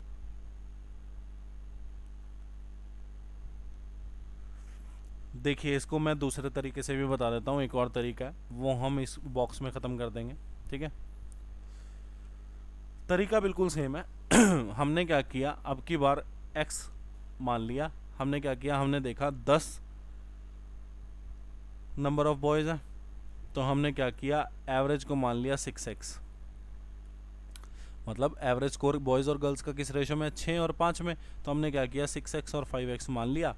तो यहाँ पे हमें पता चल गया कि 11 इंटू 5x हो जाएगा, 10 + 11 हो जाएगा, और यहाँ पे वैल्यू आपकी कितनी आ जाएगी, 69, ठीक है। इक्वल टू भी कर लिख सकते हो आप, लिख लो, इक्वल टू ही लिख लेना। तो यहाँ पर आपके पास सॉल्व करके x की वैल्यू जो आने वाली है वो कितनी आ जाएगी, यही आ जाएगी 63/5, ठीक है। और उसके बाद मतलब ये वही चीज़ है जो आज तक हम लोग स्कूल में करते आ रहे थे, ठीक है। तो इसमें कुछ एक्सप्लेनेशन की नीड नहीं है मेरे हिसाब से। और 5x की वैल्यू अगर आप निकालोगे तो आपके पास एवरेज स्कोर ऑफ गर्ल्स आ जाएगा कितना, 63, ठीक है। एक तरीका ये है, क्या करते हैं हम, एवरेज स्कोर निकालना है तो एवरेज स्कोर को हमने 6x और 5x मान लिया, तो हमने देखा ये total number of score, total score of boys आ गया, टोटल स्कोर ऑफ गर्ल्स आ गया, ये टोटल स्कोर ऑफ स्टूडेंट्स आ गया, और ये टोटल नंबर ऑफ स्टूडेंट्स, और ये इनका एवरेज आ गया। तो आप लोग यहाँ से देख सकते थे बड़े आराम से कि हम इसको सॉल्व कर सकते हैं। अब कोई कहे कि सर आपने ये अलग अलग क्यों नहीं माने, मतलब आपने इसकी रेशो को तो XX मान दिया और इनको आपने 10 और 11 सिंपल ही लिख दिया। तो भाई 10y और यहाँ अगर आप 11y लिखते तो नीचे भी y था, तो ये सारा y कट जाना था फाइनली, क्योंकि 10 और 11 की अगर ऊपर बात हुई है तो नीचे भी हुई है। तो जब दोनों जगह बात होती है तो आप लोग इसको मेंशन करो चाहे ना करो, कोई फ़र्क नहीं पड़ता, ठीक है। अब लास्ट तरीका मैं आपको बता देता हूँ जो कि एलिगेशन वाला तरीका है। ये बताना बड़ा ज़रूरी है क्योंकि उसी का चैप्टर चल रहा है, उसी से अनफेयर थोड़ी कर देंगे हम, ठीक है। देखिए मैं आपको लास्ट में बता देता हूँ एलिगेशन। देखिए क्वेश्चन नंबर 26 है ये। देखिए हम लोग इसको कैसे सॉल्व करेंगे। हमने देखा कि क्वेश्चन में बोला है कि average score of 42 students test में कितना है, 69।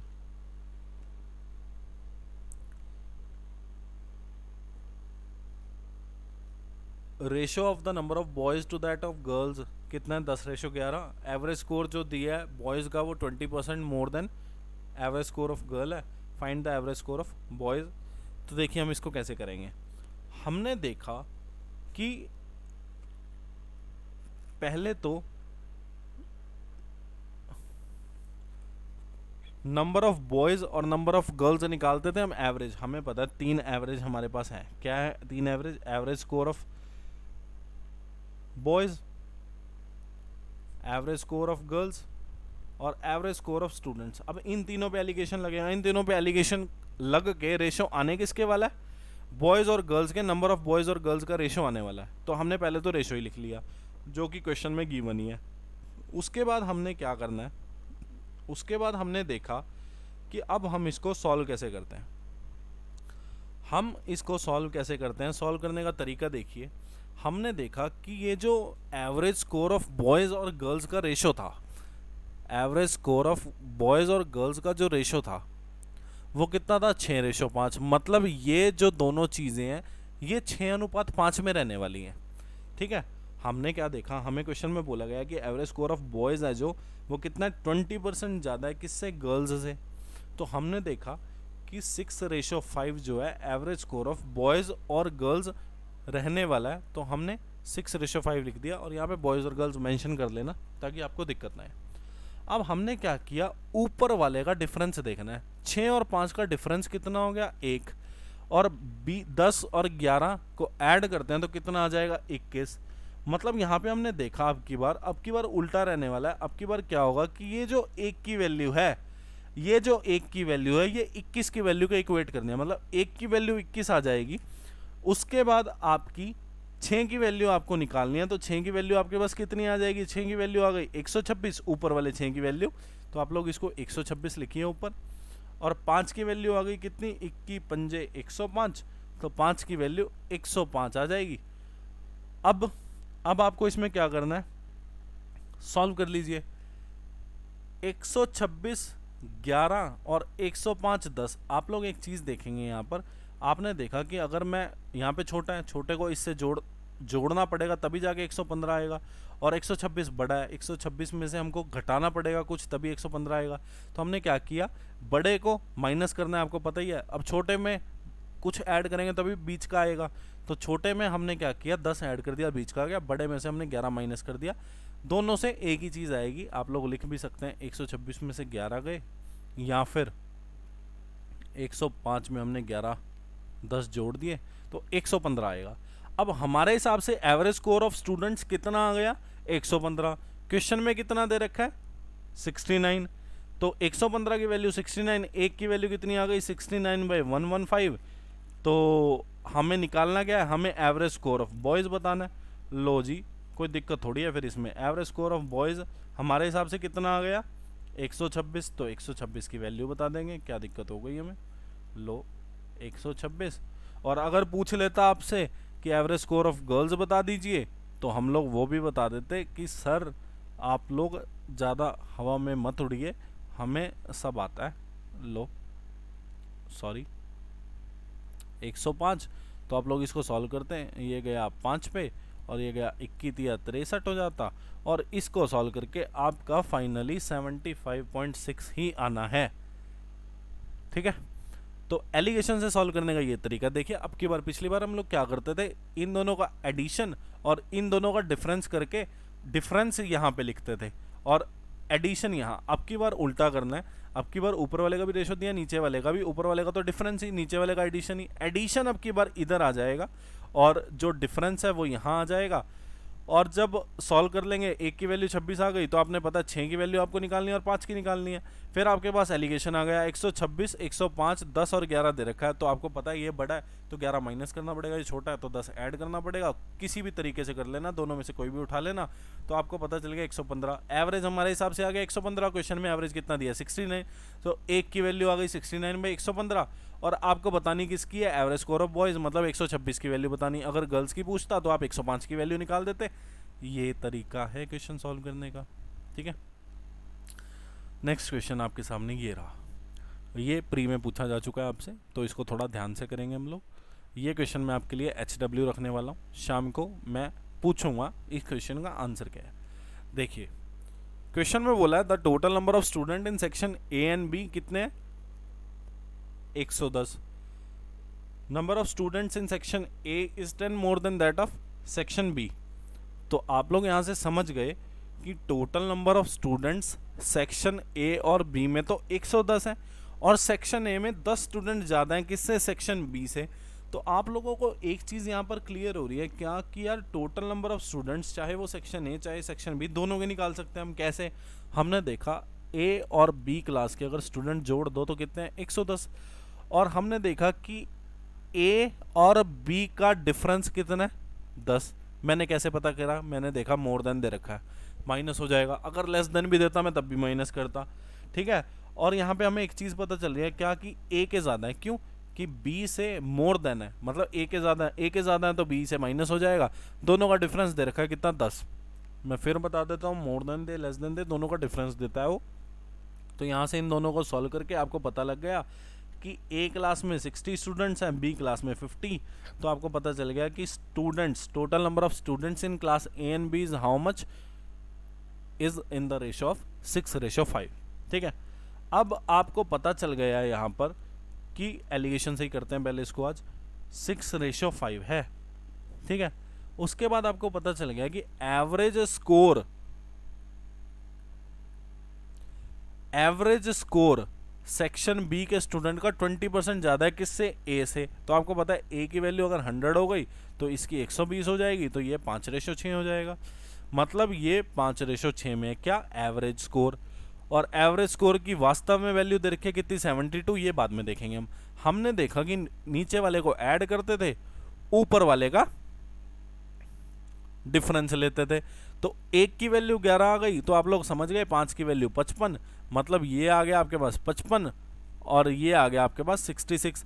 अब बड़ा है, बड़े को 6 से माइनस कर दो तो 60 आ जाएगा, या फिर 55 में 5 ऐड कर दो तब 60 आ जाएगा। किसी भी तरीके से आप लोग कर सकते हो, इसमें टेंशन लेने की ज़रूरत नहीं है। अब हमारा आ गया एवरेज स्कोर कितना, ऑल द स्टूडेंट्स, चाहे वो किसी भी क्लास के हों। मतलब सेक्शन ए और सेक्शन बी के जब हमने टोटल बात कर ली कि total average score of section A and B combined कितना है, 72। हमारे हिसाब से कितना, 60। तो 60 को 72 का इक्वल इक्वेट कर देंगे। एक की वैल्यू कितनी आ गई, 6/5, 12 पे कट जाएगा। अब आपको average score of student in section ए बताना है। अच्छा,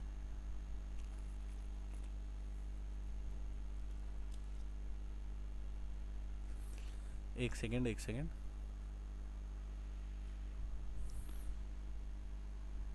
6/5, तो मतलब आपको एवरेज स्कोर एक की वैल्यू आ गई। अब आपको average score of section A बताना है, मतलब आपको वैल्यू किसकी निकालनी है, 55 की। तो 55 की वैल्यू आ जाएगी 6/5 इंटू 55, और ये गया 11 पे। तो आपको पता चल गया 66 जो है आपका एवरेज स्कोर आ जाएगा किसका, जो स्टूडेंट है सेक्शन ए के। तो 66 एवरेज स्कोर आ जाएगा। 55 की वैल्यू निकालनी है ना, 55, 6 और 5,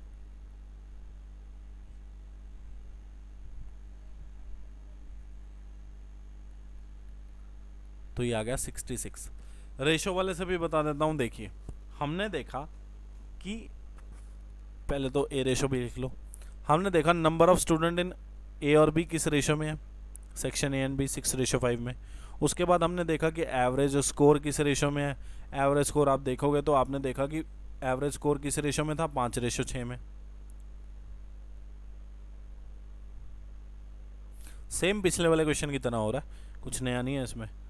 ठीक है, अब हमने देखा कि एवरेज स्कोर मतलब एक बच्चे का ए सेक्शन के स्कोर कितना है, 5, तो 6 का कितना हो जाएगा, 30। एक बच्चे का सेक्शन बी के स्कोर कितना है, 6, तो 5 का कितना हो जाएगा, 30। अब 6 + 5 नीचे कर देंगे हम लोग। क्यों? क्योंकि हमें पता चल गया total score in section A and B combined कितना हो गया, 30 + 30। और टोटल स्कोर नहीं, total number of student in section A and B combined कितना हो गया, 6 + 5 11। तो एवरेज कितना आ गया, सॉल्व कर लो, 60/11। 60/11 की वैल्यू आपको कितनी दी है, आपको दे रखी है कि एवरेज हमारे हिसाब से तो इतना आ गया 60/11 average score of both class, मतलब बोथ सेक्शन स्टूडेंट कितना। भाई सेक्शन ए और सेक्शन बी को जब हम इकट्ठे बात कर रहे हैं तो एवरेज स्कोर कितना है क्वेश्चन में, 72। हमारे हिसाब से आया 60/11। तो सॉल्व कर लीजिए आगे। तो एक की वैल्यू आपको पता चल गई कितनी आ गई, 5। 66/5 और आपको एवरेज स्कोर ऑफ ए बताना है, मतलब आपको किसकी वैल्यू बतानी है, 5 की। तो 5 की वैल्यू कितनी आ जाएगी, 66, और ये आपका आंसर हो जाएगा। ये आ गया आपका एवरेज स्कोर ऑफ बॉयज़। नहीं, एवरेज स्कोर ऑफ बॉयज़ नहीं, sorry, average score of students in section ए। अगर आपसे सेक्शन बी के पूछता तो यहाँ पे आप 66 की वैल्यू निकाल देते। अगर सेक्शन बी का एवरेज स्कोर पूछता, या फिर यहाँ पे आप 6 की वैल्यू निकाल देते कि 66/5 × 6, इससे आपका आंसर आ जाता। अब ये क्वेश्चन आप लोग करने वाले हैं खुद से। इसके बाद मैं ये क्वेश्चन बताता हूँ। देखो आसान क्वेश्चन है दोनों के दोनों। ये क्वेश्चन भी आप लोग खुद ट्राई कर लेना, आसान है, ठीक है। ये मैं बता रहा हूँ ऊपर वाला। देखिए क्वेश्चन बोला है 2 liquids X and Y are mixed in the ratio 3:2। Mixture is sold at ₹11 per liter at a profit of 10%। If the cost of liquid X is ₹2 per liter more than that of liquid Y, find the cost of liquid X per liter। देखिए एक चीज़ देखिए, पहली बात तो ये भी cost, ये भी कॉस्ट, और फाइनली कॉस्ट ही पूछिए आपसे। और ये दे रखा है सोल्ड एट। सोल्ड एट मतलब सेलिंग प्राइस दे रखा है इसका, कि ये सेलिंग प्राइस इसका कितना है 11। तो सबसे पहला काम आपको क्या करना है, सेलिंग प्राइस 11 रुपये दे दिया, सेलिंग प्राइस 11 रुपये दे दिया आपको पर लीटर का, प्रॉफिट दे दिया 10%। तो आपको समझ आ गया कि कॉस्ट प्राइस जो होगा 10 रुपये होगा। कैसे होगा कि 10 रुपये पे अगर 10% मैं कमाता हूँ तो 1 रुपया कमाऊँगा, तो 1 रुपया अगर कमाया तो सेलिंग प्राइस कितना हो गया 11। या फिर आप लोग वही अपने वाला, यार ये चीज़ तो ना आप कर लेना खुद से अब, क्योंकि क्लास थोड़ी लंबी हो जाएगी नहीं तो अगर ज़्यादा डिटेल दूंगा। तो सेलिंग प्राइस 11 की वैल्यू 1 की वैल्यू 1, तो 10 की वैल्यू कितनी आ जाएगी 10 रुपये। तो आपको पता चल गया कि कॉस्ट प्राइस कितना है 10 रुपये। अब कॉस्ट प्राइस आपके पास 10 रुपये आ चुका है। तो आपने एक चीज़ देखी यहाँ पे कि जब दोनों को मिक्स कर दिया तो कॉस्ट प्राइस कितना है 10 रुपये लीटर। आप समझ गए कि एलिगेशन जो लगने वाला है उसमें मीन वैल्यू जो आएगा वो कितनी आ जाएगी 10 रुपये पर लीटर, क्योंकि दोनों तरह का लिक्विड मिलाया जा चुका है और मिक्सचर तैयार हुआ है। तो मिक्सचर में दोनों तरह के लिक्विड की बात हो रही है, तो ये मीन वैल्यू आ गया। तो इसका कॉस्ट प्राइस कितना हो गया 10 रुपये, और इसको मिलाया किस अनुपात में गया 3:2 में। तो आप लोग देखिए कि एक्स और वाई जो लिक्विड था उसको 3:2 में मिलाया गया। और अब बोला गया क्या कि कॉस्ट ऑफ लिक्विड एक्स जो है वो कितनी है 2 रुपये लीटर मोर देन है लिक्विड वाई से। तो आप लोग समझ गए कि मोर देन दे या लेस देन दे वो कुछ नहीं दे रहा, दोनों का डिफरेंस दे रहा है। तो 2 आ गया डिफरेंस ऊपर से। नीचे हम लोग आपको पता ही है क्या करते आ रहे हैं, नीचे वाले का हमको एडिशन करना है। तो 5 की वैल्यू 2 आ गई, तो 1 की वैल्यू आप लोग समझ सकते हैं यहाँ से कितनी आ जाएगी, 1 की वैल्यू आपकी 0.4 आ जाएगी। और यहाँ तो 2 की वैल्यू आप क्या निकाल लीजिए 0.8। एक सेकेंड, इसमें कुछ 5 ऊपर वाले का 5 और दोनों का डिफरेंस 2, ठीक है। 5 की वैल्यू 2 आ गई, 1 की वैल्यू 0.4 आ जाएगी, तो 2 की वैल्यू 0.8 आ गई। अब आप लोग यहाँ से समझ गए कि x जो है मोर देन है लिक्विड वाई, मतलब x की कॉस्ट ज़्यादा है y से, मतलब x की वैल्यू बड़ी हो जाएगी y की वैल्यू छोटी। तो आपको x की वैल्यू निकालनी है, बड़ी वैल्यू निकालनी है। अब बड़ी वैल्यू यहाँ पे तभी निकलेगी ना जब 10 में मैं 0.8 ऐड करूँगा। तो कॉस्ट ऑफ लिक्विड s कितनी पड़ेगी 10.8 रुपीज़ पर लीटर। अगर y की पूछता तो 3 की वैल्यू कितनी आ जाती 1.2, और 10 में से उसको घटाना पड़ता, क्यों, क्योंकि y जो है 10 से छोटा आएगा, क्योंकि x जो है 10 से बड़ा है, ठीक है। और एक बारी मैं इसका आंसर टैली कर लेता हूँ, वेट अ सेकेंड। बिल्कुल सही आंसर है। नेक्स्ट क्वेश्चन देखिए, अब ये थोड़े से प्रॉफिट एंड लॉस के क्वेश्चन है, मतलब प्रॉफिट एंड लॉस के नहीं है क्वेश्चन, है एलिगेशन की, पर प्रॉफिट वाली जो कंडीशंस होती हैं उसमें इसको कैसे सॉल्व किया जाएगा। देखिए क्वेश्चन में बोला है shopkeeper is 90 kg coffee. Shopkeeper के पास ये क्वेश्चन बिल्कुल सेम है नीचे वाला, तो ये HW रहा, करके आना है। आज की क्लास जो शाम को 7 बजे होने वाली है उसमें शॉपकीपर जो है उसके पास 90 kg कॉफ़ी है। Some coffee sold at 20% profit और rest is sold at 10% loss. If he gains 14% in the whole transaction find the quantity sold at 20% profit. एक चीज़ आप देखिए यहाँ पर क्वेश्चन में बोला है कि पहले तरह की जो कॉफ़ी है सम कॉफ़ी मान लीजिए कि कुछ कॉफ़ी है उसने क्या करा 20% प्रॉफिट में बेच दी, ठीक है। और उसके बाद उसने जो बच गई थी वो क्या करी 10% लॉस पे। अब आपने देखा कि यार ये है प्रॉफिट, यहाँ पे जो लिखने वाला हूँ वो है प्रॉफिट, और यहाँ पे जो लिखने वाला हूँ वो है लॉस। तो आप लोग समझ गए कि ये प्रॉफिट और ये लॉस एक्शन लॉस वाले का उल्टा हो गया, मतलब जो लॉस वाले का एक्शन है वो अपोजिट हो गया। तो अपोजिट को ख़त्म करने के लिए आप लोग क्या करेंगे -10% कर देंगे कि ये जो कॉफ़ी बिकी है रेस्ट वाली ये -10% के प्रॉफिट में बिकी है, ये भी प्रॉफिट है, ये भी प्रॉफिट, ये लॉस बन रहा था अगर मैं 10% लिख रहा था, तो मैंने इसको प्रॉफिट में चेंज कर लिया। कैसे? -10% प्रॉफिट बता दिया। उसके बाद हमने देखा कि कुछ बिकी इस पे, कुछ बिकी इस पे, और जब टोटल बात हो रही है कि टोटल कॉफ़ी कितने में बिकी तो उसका प्रॉफिट परसेंटेज ना, मतलब अलग अलग जब बात हो रही थी कि मान लीजिए एक्स कॉफ़ी इतने बिकी, वाई इतने पे, और होल ट्रांजैक्शन मतलब एक्स और वाई दोनों की बात, तो जब अलग अलग बात हो रही तो अलग अलग लिख लिया, जब इकट्ठे बात हो रही है तो बीच में लिख लिया। तो आप लोग यहाँ से समझ गए क्या कि होल ट्रांजैक्शन का मतलब क्या है, कि दोनों तरह की कॉफ़ी मिला के उसको लाभ कितने का हो रहा है, 14% का। तो दोनों तरह की जब मिला दी तो वो बीच में लिखा जाएगा।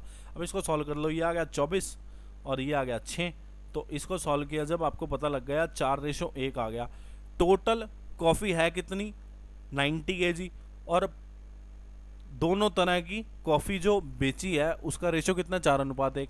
तो आपको बताना है 20% प्रॉफिट पे जो कॉफ़ी बिकी है उसकी क्वांटिटी बतानी है। तो आपने देखा 4 और 1 5, 5 की वैल्यू कितनी आ गई आपके पास, 90 kg।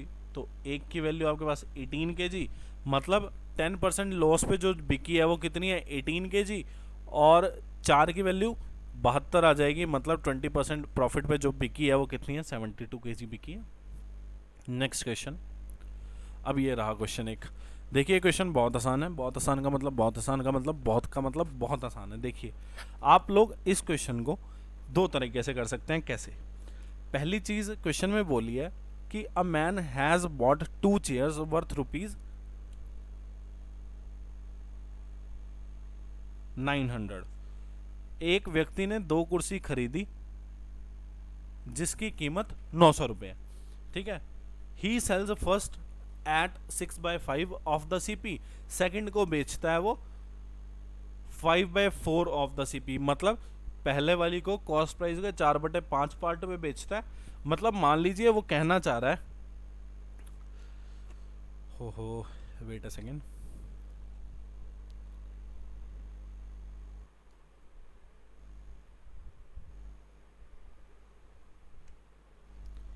देखिए दो तरह की नहीं सॉरी 2 चेयर्स उसने खरीदी। एक आदमी ने 2 चेयर्स खरीदी जिनकी कॉस्ट कितनी है, 900 रुपये। पहली चेयर को उसने 4/5 ऑफ द सीपी बेच दिया, मतलब जो कॉस्ट प्राइस था उसके 4/5 पे बेच दिया। सेकंड चेयर को उसने 5/4 पे बेच दिया, किस पे, सीपी पे।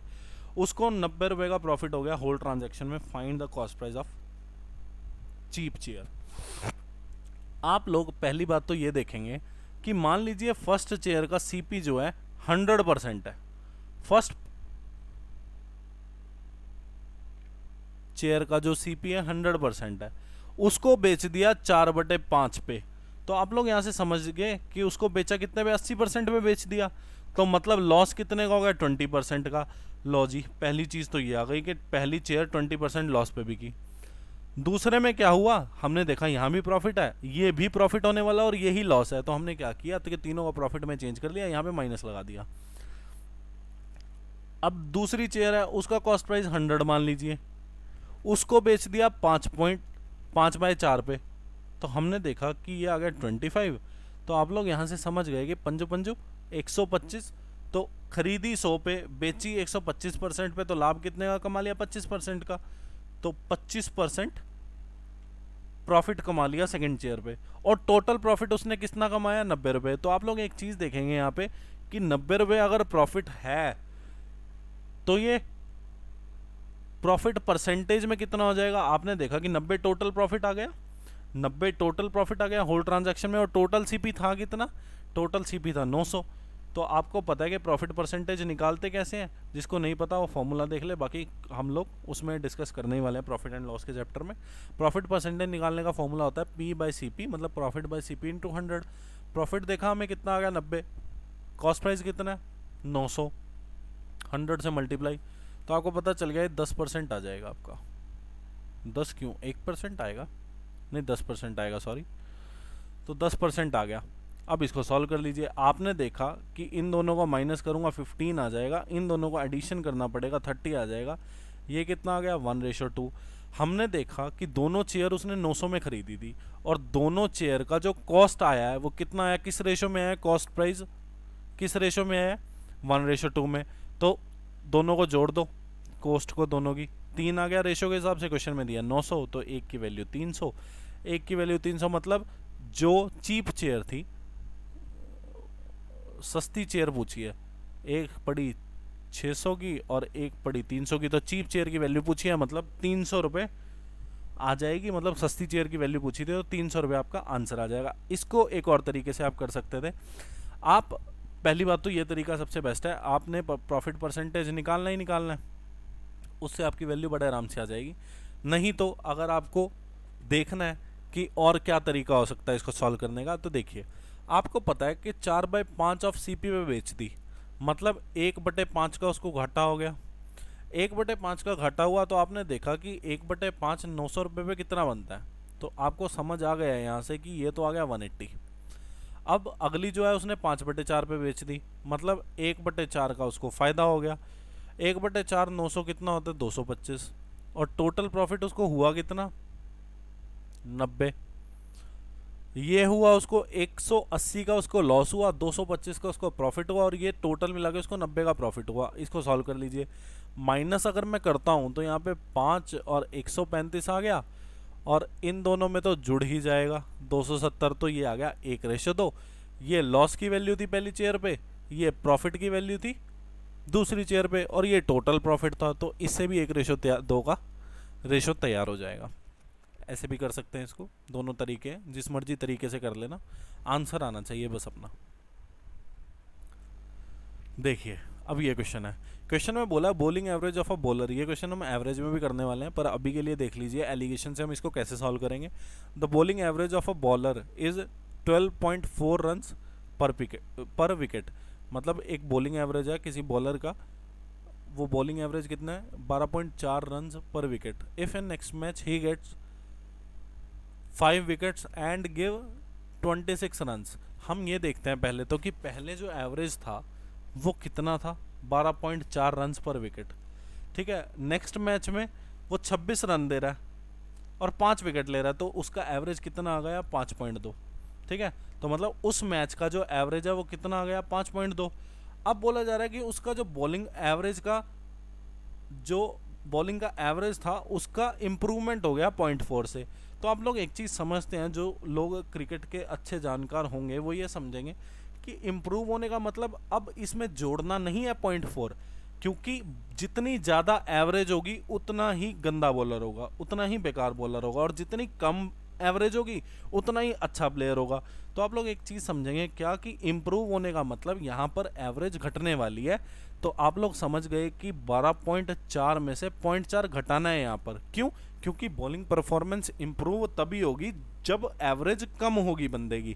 भाई एवरेज कम मतलब कम वो एवरेज दे रहा होगा और ज़्यादा विकेट्स ले रहा होगा, तो एवरेज जिसकी जितनी कम होगी वो उतना ही अच्छा बॉलर होगा। तो एवरेज इंप्रूव हुई है, मतलब एवरेज कम हुई है, कितनी 12.4 में से 0.4 कम हो गई, तो कितनी रहेगी 12। अब यहाँ पे देखा हमने, यहाँ पे वैल्यू कितनी आ गई 0.4 माइनस करके, 12.4 को 12 से माइनस किया, कितना आ गया 0.4। इन दोनों को सॉल्व करूँ तो कितना आ गया 6.8। आपसे पूछा है क्या, how many wickets he has got up till now, मतलब अभी तक उसने कितने विकेट्स ली। अभी तक जो था वो ये रेशो है, और जो अगले मैच में होने वाला है वो ये रेशो है। तो आप लोगों ने देख लिया कि मैं इसको सॉल्व कर सकता हूँ। ये कितना आ गया 34:2। तो आपको यहाँ से एक चीज़ पता चल गई होगी, ये आ गया 17:1। तो आपको पता चला कि इस मैच में उसने कितनी विकेट्स ली थी, 5 विकेट्स ली थी। तो एक की वैल्यू 5 आ गई, तो 17 की वैल्यू 85, मतलब उसने अभी तक कितनी विकेट ली है 85 विकेट्स वो ले चुका है। ये आपका आंसर आ जाएगा। क्वेश्चन में यही बोला गया ना कि नेक्स्ट मैच में वो क्या करेगा 5 विकेट लेगा और 26 रन देगा, तो उसका एवरेज इतना इंप्रूव हो जाता है। अभी तक का विकेट बताना था, तो नेक्स्ट मैच की विकेट कितनी है 5, मतलब एक की वैल्यू 5 आ गई, 17 की वैल्यू 85 आ जाएगी। और अगर बोलते हैं कि नेक्स्ट मैच को भी इंक्लूड कर लो, टोटल नंबर ऑफ विकेट्स बताओ, तो आपको पता चल जाता कि एक की वैल्यू 5, फिर आपको 18 की वैल्यू बतानी होती जो कि 90 आ जाती, या फिर 17 की वैल्यू 85, एक की वैल्यू 5, दोनों को जोड़ दो 85 और 5 को कितना आ जाता 90। ये आपके टोटल नंबर ऑफ विकेट्स आ जाती नेक्स्ट मैच की परफॉर्मेंस को मिला के। नेक्स्ट क्वेश्चन, अब एक क्वेश्चन ये भी है, shopkeeper has 100 kg of sugar, he sells 25 kg sugar at some profit and remaining at 8% profit, if he earns 12% profit in the whole transaction. अच्छा देखिए क्वेश्चन बड़ा आसान है, हमको ये नहीं पता कि 25 kg उसने शुगर जो बेची वो किस प्रॉफिट पे बेची। हम लोग इसको डब्बा मान लेते हैं, बची हुई शुगर उसने 8% प्रॉफिट में बेची और टोटल उसने 12% प्रॉफिट कमाया। अब हमें पता है कि ये वाली शुगर जो थी 25 केजी थी, तो ये कितनी हो जाएगी, टोटल है 100 केजी, 25 केजी बेची थी तो रिमेनिंग रह कितनी गई, 75 केजी। तो ये आ गया 1:3। इसको सॉल्व कर लो, 8 में से 12 गए, -4, मतलब 1 की वैल्यू 4 आ गई, 3 की वैल्यू 12 आ गई। अब ये वैल्यू छोटी है तो इधर वैल्यू बड़ी होनी है, तो 12 में 12 आप जोड़ दोगे तो यहाँ पे 24% आ जाएगा। Next question.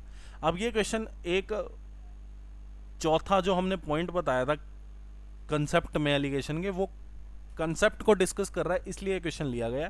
क्वेश्चन में बोला है person standing on a platform, एक बंदा प्लेटफॉर्म पे खड़ा है, फील करता है कि ट्रेन जो ईस्ट से आ रही है वो उसको 19 सेकंड में क्रॉस कर रही है और जो वेस्ट से ट्रेन आ रही है वो 35 सेकंड में क्रॉस कर रही है, और जब दोनों ट्रेनें आपस में एक दूसरे को क्रॉस कर रही हैं तो 24 सेकंड ले रही हैं।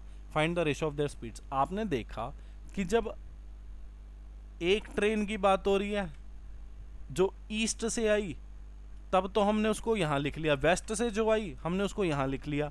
मतलब जब एक ट्रेन ने या दूसरी ट्रेन ने बंदे को क्रॉस किया तो हमने उसको अलग अलग लिख लिया, हमने उसको अलग अलग लिख लिया। और जब दोनों ट्रेनें आपस में एक दूसरे को क्रॉस करते हैं तो हमने उसको बीच में लिख लिया। तो आपने यहाँ से देखा कि 19 जो है, 35 जो है, 24, या फिर आप देख सकते थे क्या कि यार 3 वैल्यू है और तीनों ही सेकंड्स में है, 3 वैल्यू है, तीनों ही सेकंड्स में है, 3 वैल्यू है, तीनों ही सेकंड्स में है। तो आप लोग समझ जाते क्या कि एलिगेशन लगने वाला है। और कुदरती वो रेशो ऑफ स्पीड पूछ रहा है दोनों ट्रेन की। तो आपको मैंने बताया था क्या कि speed inversely proportional to time होता है या फिर टाइम जो है इन्वर्सली प्रोपोर्शनल टू स्पीड होता है। तो अगर आप टाइम पे एलिगेशन निकालोगे स्पीड का रेशो आ जाएगा, स्पीड पे एलिगेशन निकालोगे तो टाइम का रेशो आ जाएगा। तो आपको पता चल गया कि जो बीच की चीज़ है वो हमने बीच में लिख ली, 19 और 35 साइड में हो गया। या फिर ऐसा कह सकते हैं कि जब दोनों ट्रेनों की अलग अलग बात, कैसे कि जब ईस्ट से जो आ रही थी उसने उस बंदे को क्रॉस किया 19 सेकंड में, जो वेस्ट से आ रही थी उसने उस बंदे को क्रॉस किया 35, और आपस में जब एक दूसरे को क्रॉस किया तो हमने क्या किया, उसको बीच में लिख लिया, कितना, 24 सेकंड। सॉल्व कर लो, 11:5। ये जो है स्पीड का रेशो आ जाएगा दोनों ट्रेन की, 11:5। और यहीं पर आपकी क्लास ख़त्म होती है। आज शाम को 7 बजे दोबारा मिलते हैं क्लास में इसी उत्साह और उमंग के साथ। तब तक के लिए ये क्लास पूरी देखनी है आपको, मतलब ये क्लास अच्छे से पढ़ लेनी है। एक बार हो सके तो नोट्स रिवाइज कर लेना आज की क्लास में आने से पहले, और ये जो क्वेश्चन दिए है ना 4-5, ये क्वेश्चन सॉल्व होने चाहिए शाम तक। ठीक है, चलिए आज की क्लास को ख़त्म करते हैं। Bye bye.